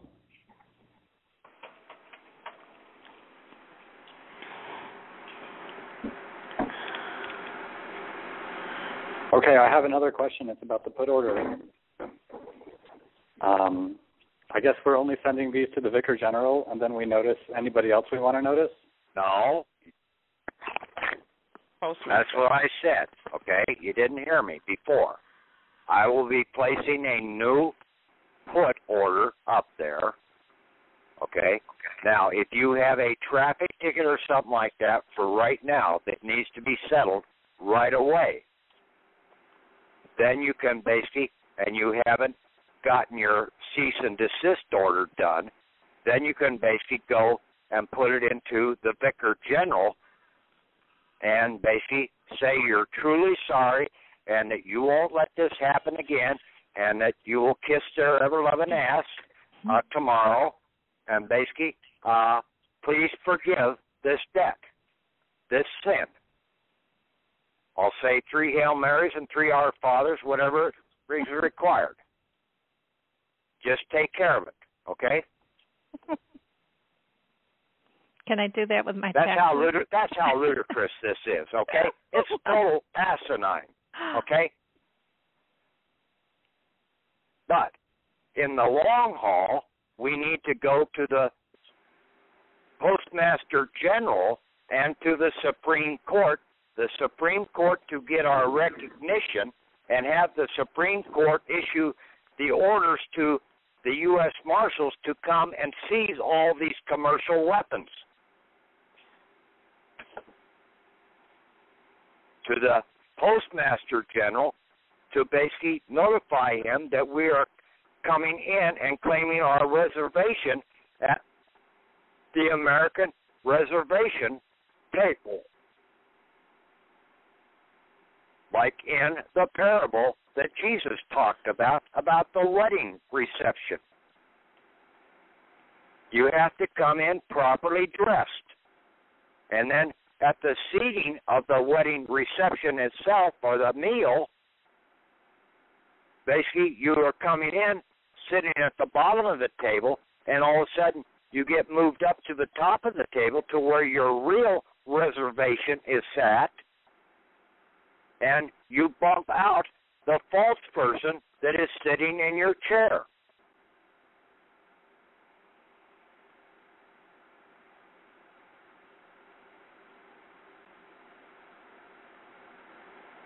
See, those parables said a hell of a lot.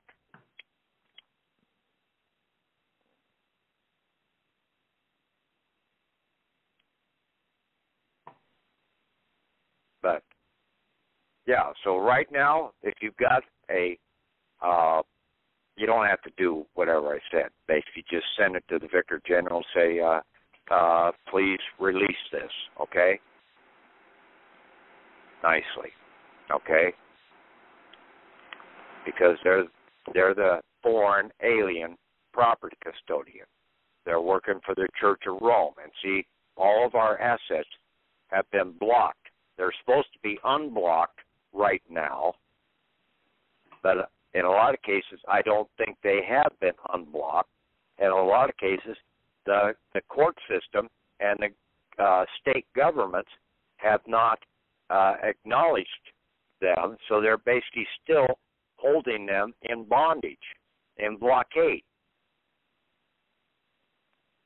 under basically, and see, everything out here is done as an insurance policy. All licenses, all loans, everything is insured.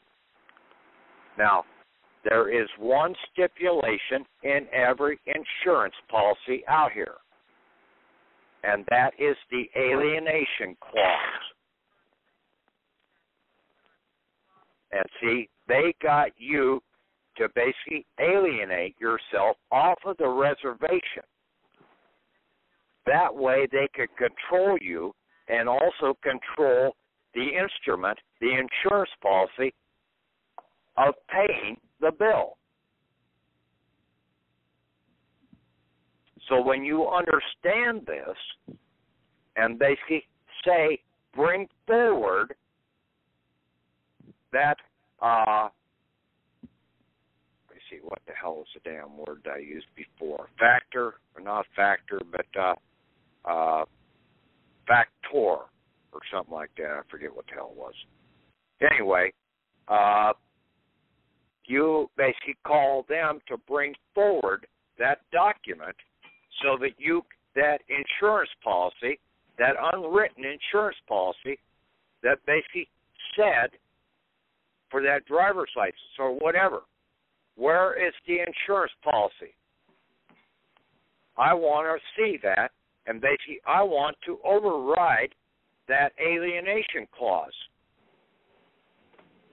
because I did not have the opportunity to void that out when I initially signed that driver's license.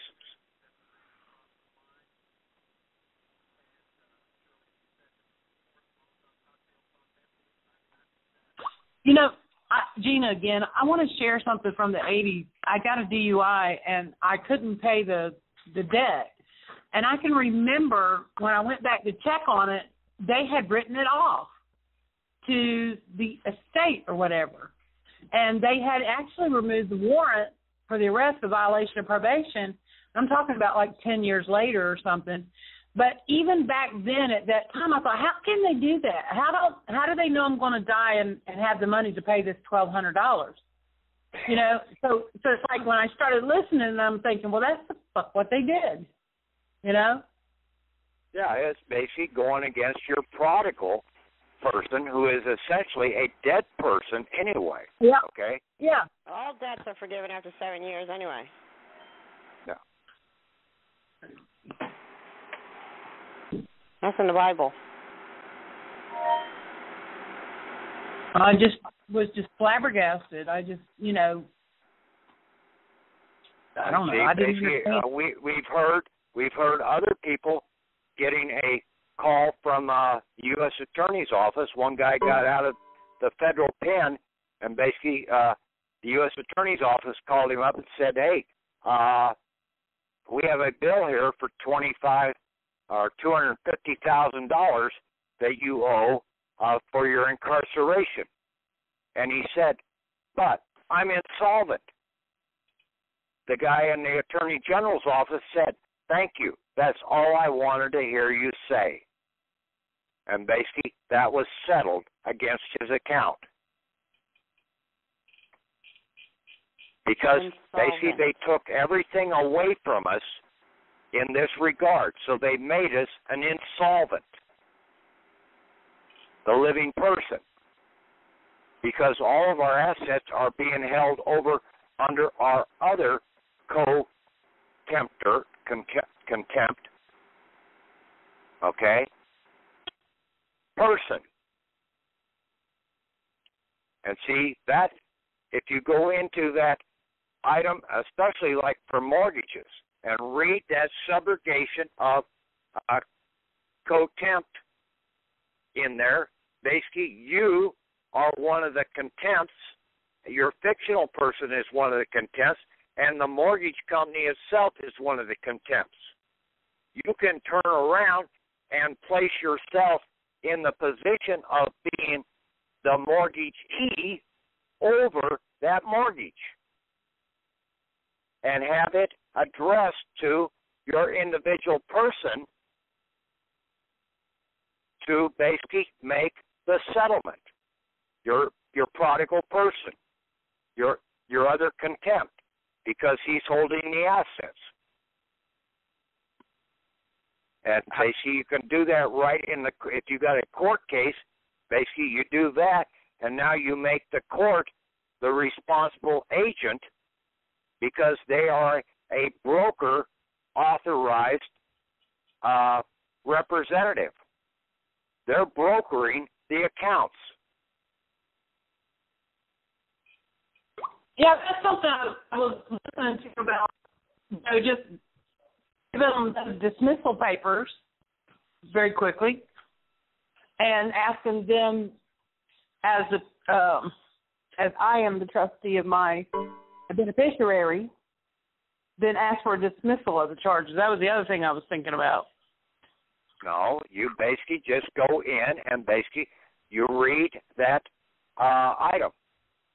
And basically you can reference that right into the court. The vicar, letter to the vicar? That phrase, subrogation of contempt. Read it. It's in Anderson, or it's in Ballantyne's dictionary. Yes, sir. Segregation of, what did you call it? What's the word again? Segregation, SUBROGATION of contempt. Contempt.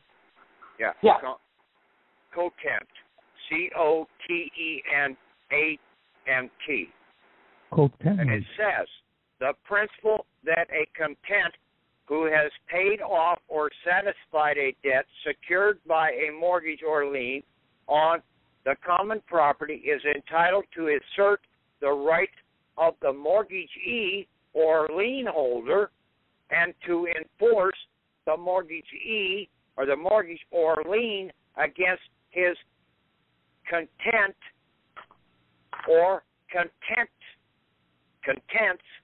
to the extent that they should contribute to the satisfaction of the mortgage or lien.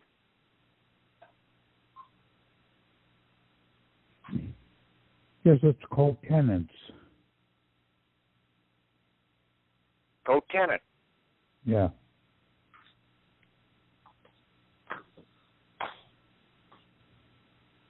And then also, you might read the whole definition about subrogation. And it's also, in some cases, referred to the doctrine of substitution. So you can pull up the doctrine of substitution if it's in there. It is. Well, substitution is. Yeah. And see, you would be substituting yourself, your fiction, for yourself in the process. Because you don't have any assets, and basically they have the asset. Your fiction is holding all the assets.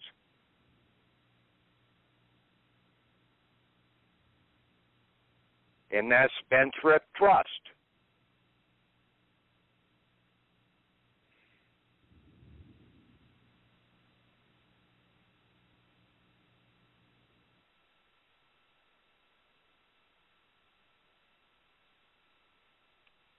And see, these were put in the spendthrift trust because basically when you were underage, you did not understand the value of money.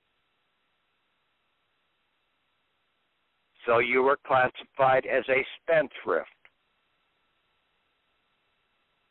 And in most cases, 90% of the people in this country are still classified as spendthrifts because they really don't understand the value of anything. They have no idea about the monetary system that is in operation. Which is valueless. Yeah. So they're complete nitwits. Tom, Patrick, are you familiar with St. Francis Apostolic Letter? No. I just posted in the group's chat site. I sent the link. It's actually, it was a letter that St. Francis on the jurisdiction of judicial authorities of Vatican City, State in criminal matters. It was posted back in July 2013. Yeah, we posted it in the club last month. Okay. I can send you that, Patrick. No. That maybe that's something that whoever's sending in a ticket might be a good thing to also send in. The reference, That's the one that Pope Francis said that all judges, attorneys, public officials, politicians had their immunity removed as of September 1st, 2013, and they had 3 years to clean up their act. Right. Well, see, they will drag it out to that full extent, but I don't think it's going to last for 3 years. Yeah, they've blown a year. Yeah, well, it's supposed to be next year, isn't it? I have a funny feeling that they might pull the plug this winter. Okay. Well, I mean, with the time that the judges and officials have, it's till next year. You don't worry about that, okay? Right. See, you have no control over them, okay? That's the problem with 90% of the people in this country. They worry about everybody else. You only take care of what you have the power to take care of, and that is you. Okay? Once you get control of yourself, then basically you might be able to go out and help other people. But you, like I said, you can't help anybody until you know how to control yourself. Amen. Okay? You need to get your mind set out of trying to basically control anybody else. And family is one of the biggest thorns in your side.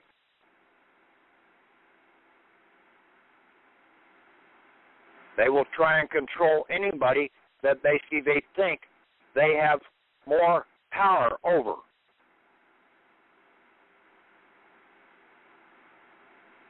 Even to the point of putting you into an insane asylum or anything like that.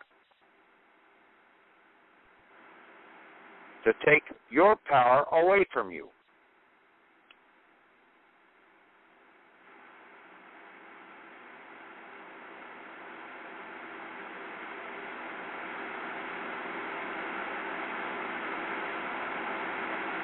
Okay, any other questions out there?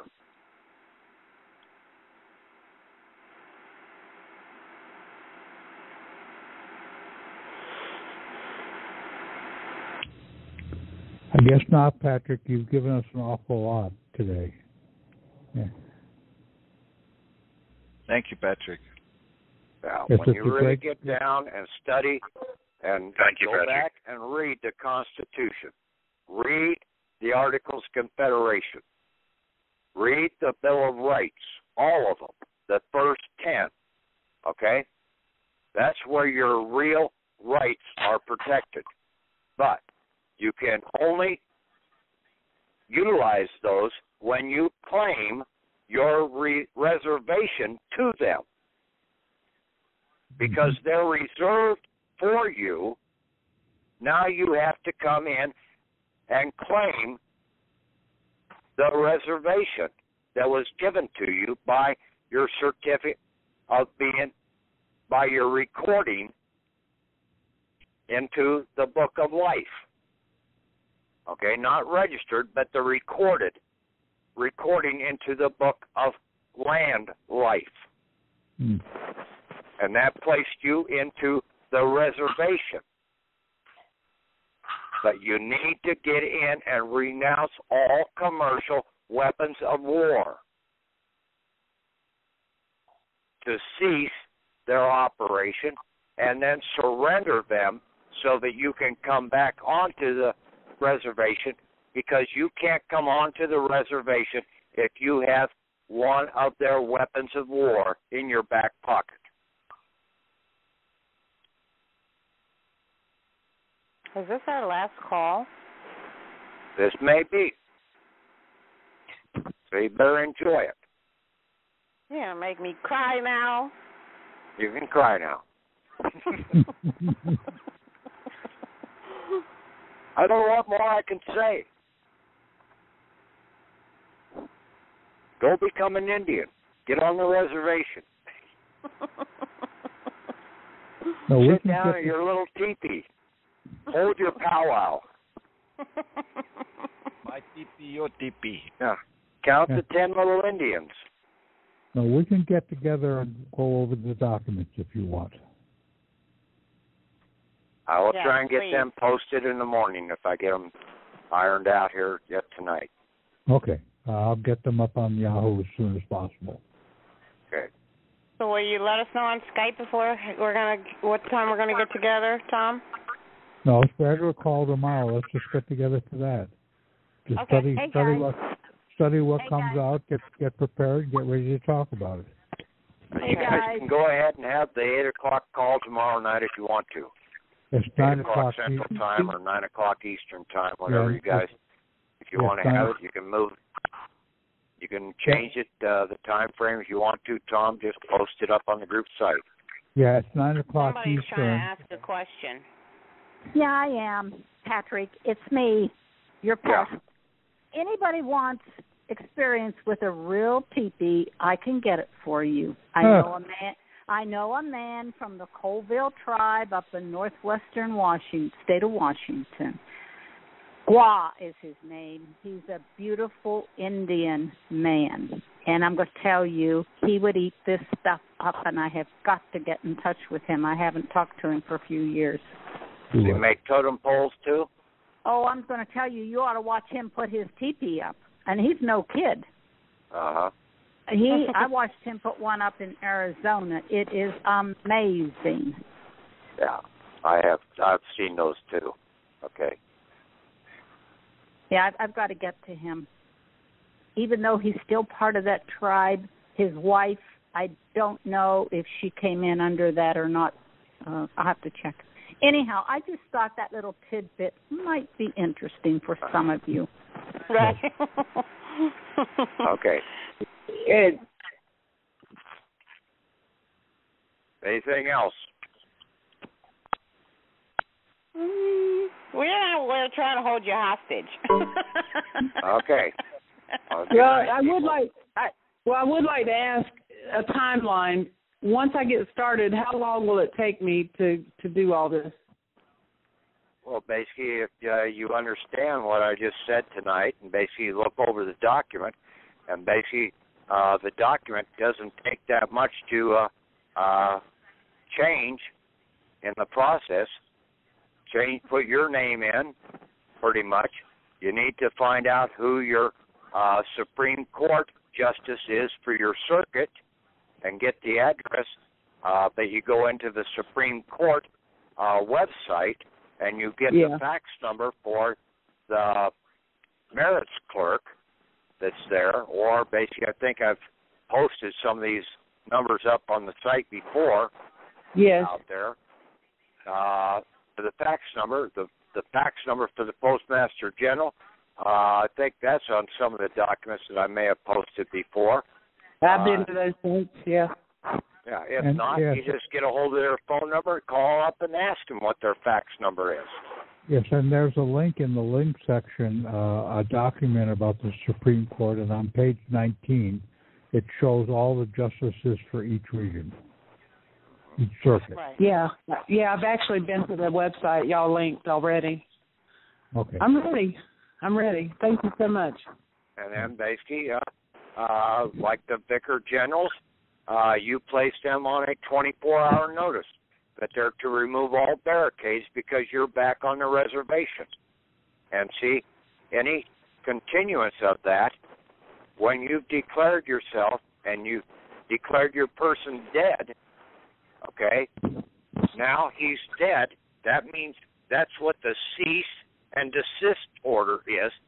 The cease part of it is you are declaring your person dead. Beautiful. Yeah, cease means basically to stop, to be discontinued, to go out of existence, or in other words, be dead. And then under Morse on solvent, or whatever the hell it is, Latin, death dissolves all things. So basically all of your contracts, your commercial contracts, have to be dissolved or liquidated. But you have to have this processed in to the Postmaster General of the reservation. You're coming to him to be able to come back onto the reservation, and you're claiming your reservation seat at the table. And then you get also to the Supreme Court, and see, this is a one-sided action, okay? There is no other side to this action. So it has to go to the Supreme Court. Okay? Well, because they have no reply. No, I understand. They actually have no reply because I'm removing myself from their falsity. So they have no reply. Yeah, they have no reply. I will go back and listen to the more later part. Wait, what are you trying to say? Slow down. Well, from what my mind is encompassing, is that it's sometimes like in the South we say a lady need make no reply. So what we mean by that is there's plenty of things that could be said or are left unsaid, but you don't always hear. You don't have to hear back. That doesn't mean that there wasn't. No answer is an answer. I didn't make heads or tails out of what you just said. I don't think that's what he meant. I think he meant that it's a one-sided document because it's only they're the highest. This in is the a land. unilateral contract. Okay? Right. Yeah. It's between you and you. Exactly. Okay? You, the living, and you, your fiction. Okay? Yeah. So it's a one-sided contract, and the only one that can settle this one-sided contract is the Supreme Court. Right. Beautiful. I got it. Okay. That's what I'm trying to get at. And see, we have to go to the Supreme Court also to get our full recognition of who we are, that we are a lawful American reservationist in the system, and that we have put our... That? Huh? Will they document that? They are not going to document it. Basically, something will be given to you to basically give you your protections on the reservation. Okay. I called up and talked to one guy and basically about Indian reservations, and basically they have their own IDs, they have their own license plates and everything else. All right. So now when you get back onto the American reservation, you will basically be getting a completely different non-commercial identification for your property and basically for your vehicles and everything else.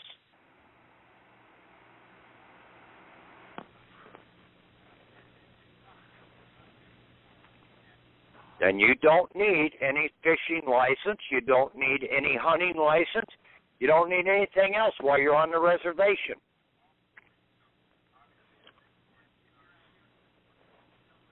Because, see, those fishing and hunting licenses are all basically for the commercial world. They're insurance policies.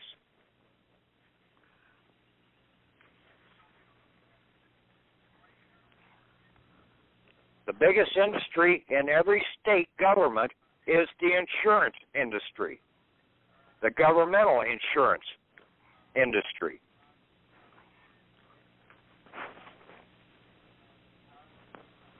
I just wish my grandfather were alive to hear this, because he always told me never buy insurance. Yeah. Never. Put the money in the bank. You're betting against yourself.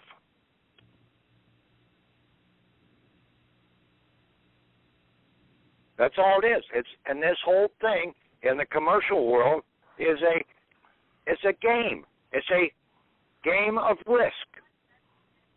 It's a wagering game, a casino game, a Connie game. Okay? Everybody is out there to fleece you as much as possible.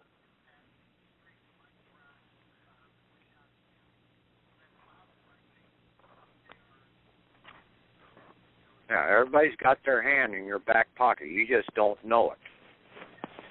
You don't feel it. But it's there.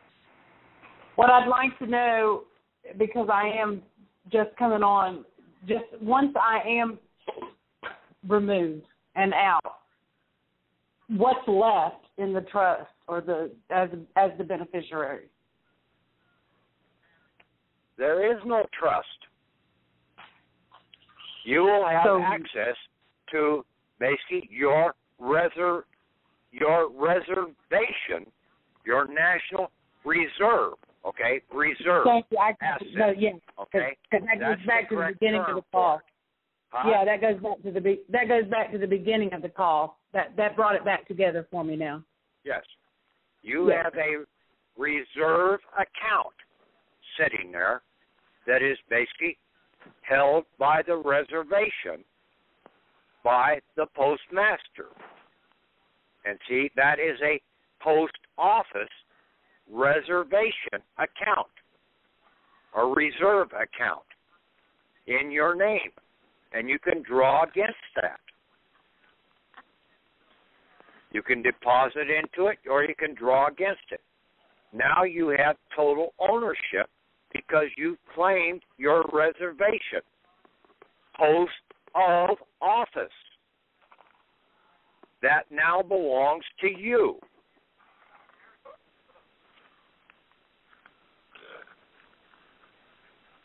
Sounds way better than an elected position, I tell you that. I said it sounds way better than an elected position. I sure appreciate you, sir, so much. So much love and joy toward you. So much to all of you on the call.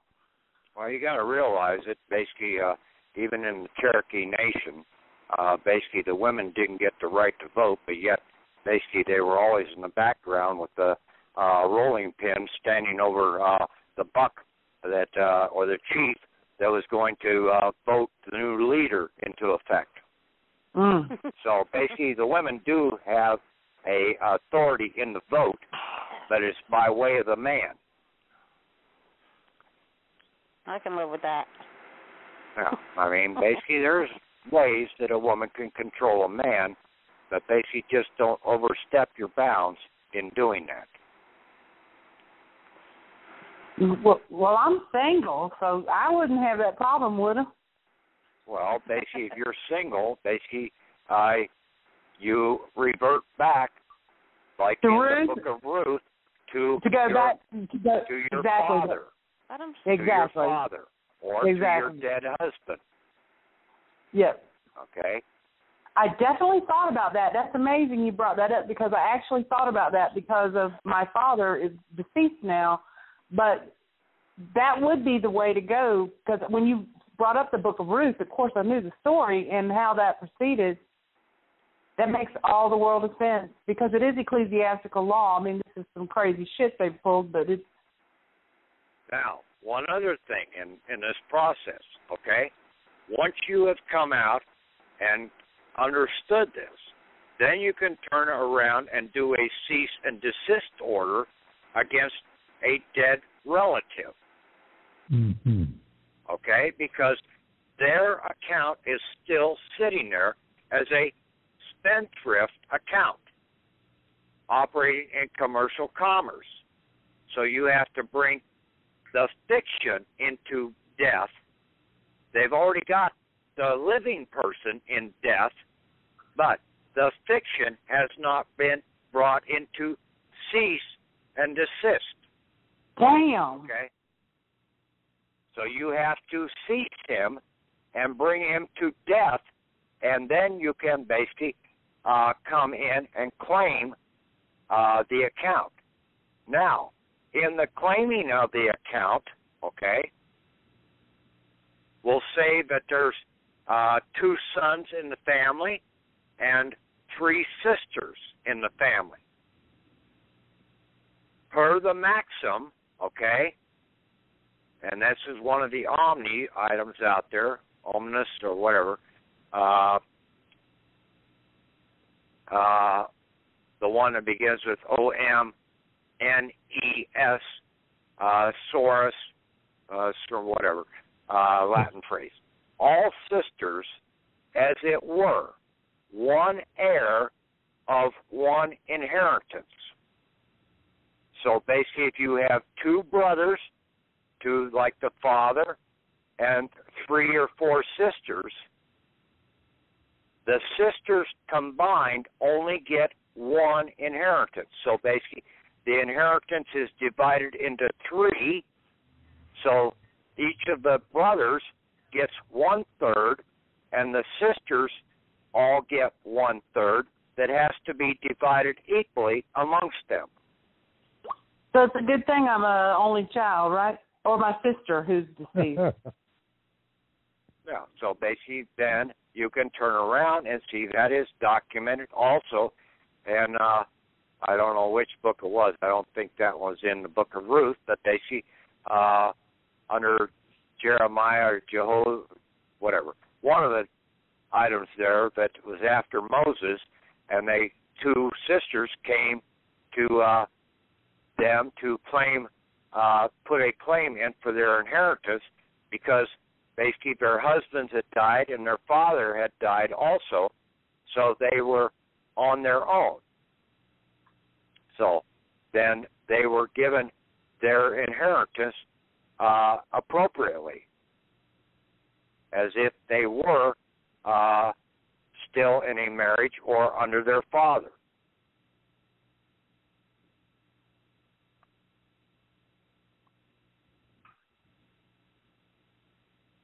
See, the Bible tells you a hell of a lot if you know what the hell you're looking for.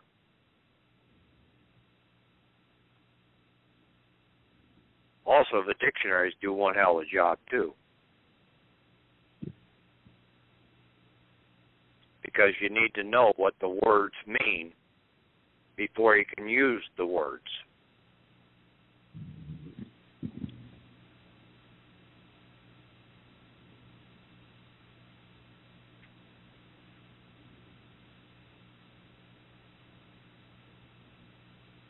Okay, any other questions?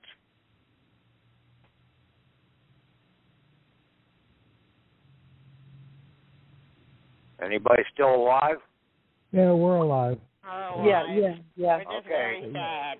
Looks like you've really answered a lot of things. Well, I'll say good night to some live people then. Okay. You guys take care. Okay. Thank you, Patrick. It's a great Patrick. call. Thank you. Okay. Bye. Thank you, people. Thank you. Thank you. Okay. Bye. Thanks. Thank you. Bye. Bye. Talk to you tomorrow, Tom. Okay. Yes, it was a great call tonight, and I think what really helped is that people got on the call early and we began talking about substantial things when Patrick came on. I think he wants us to get in there and really be working on this, and it's good that we talk about things before he arrives. Okay? I'll turn off the recording and turn off the call and post this up on the link in the backup.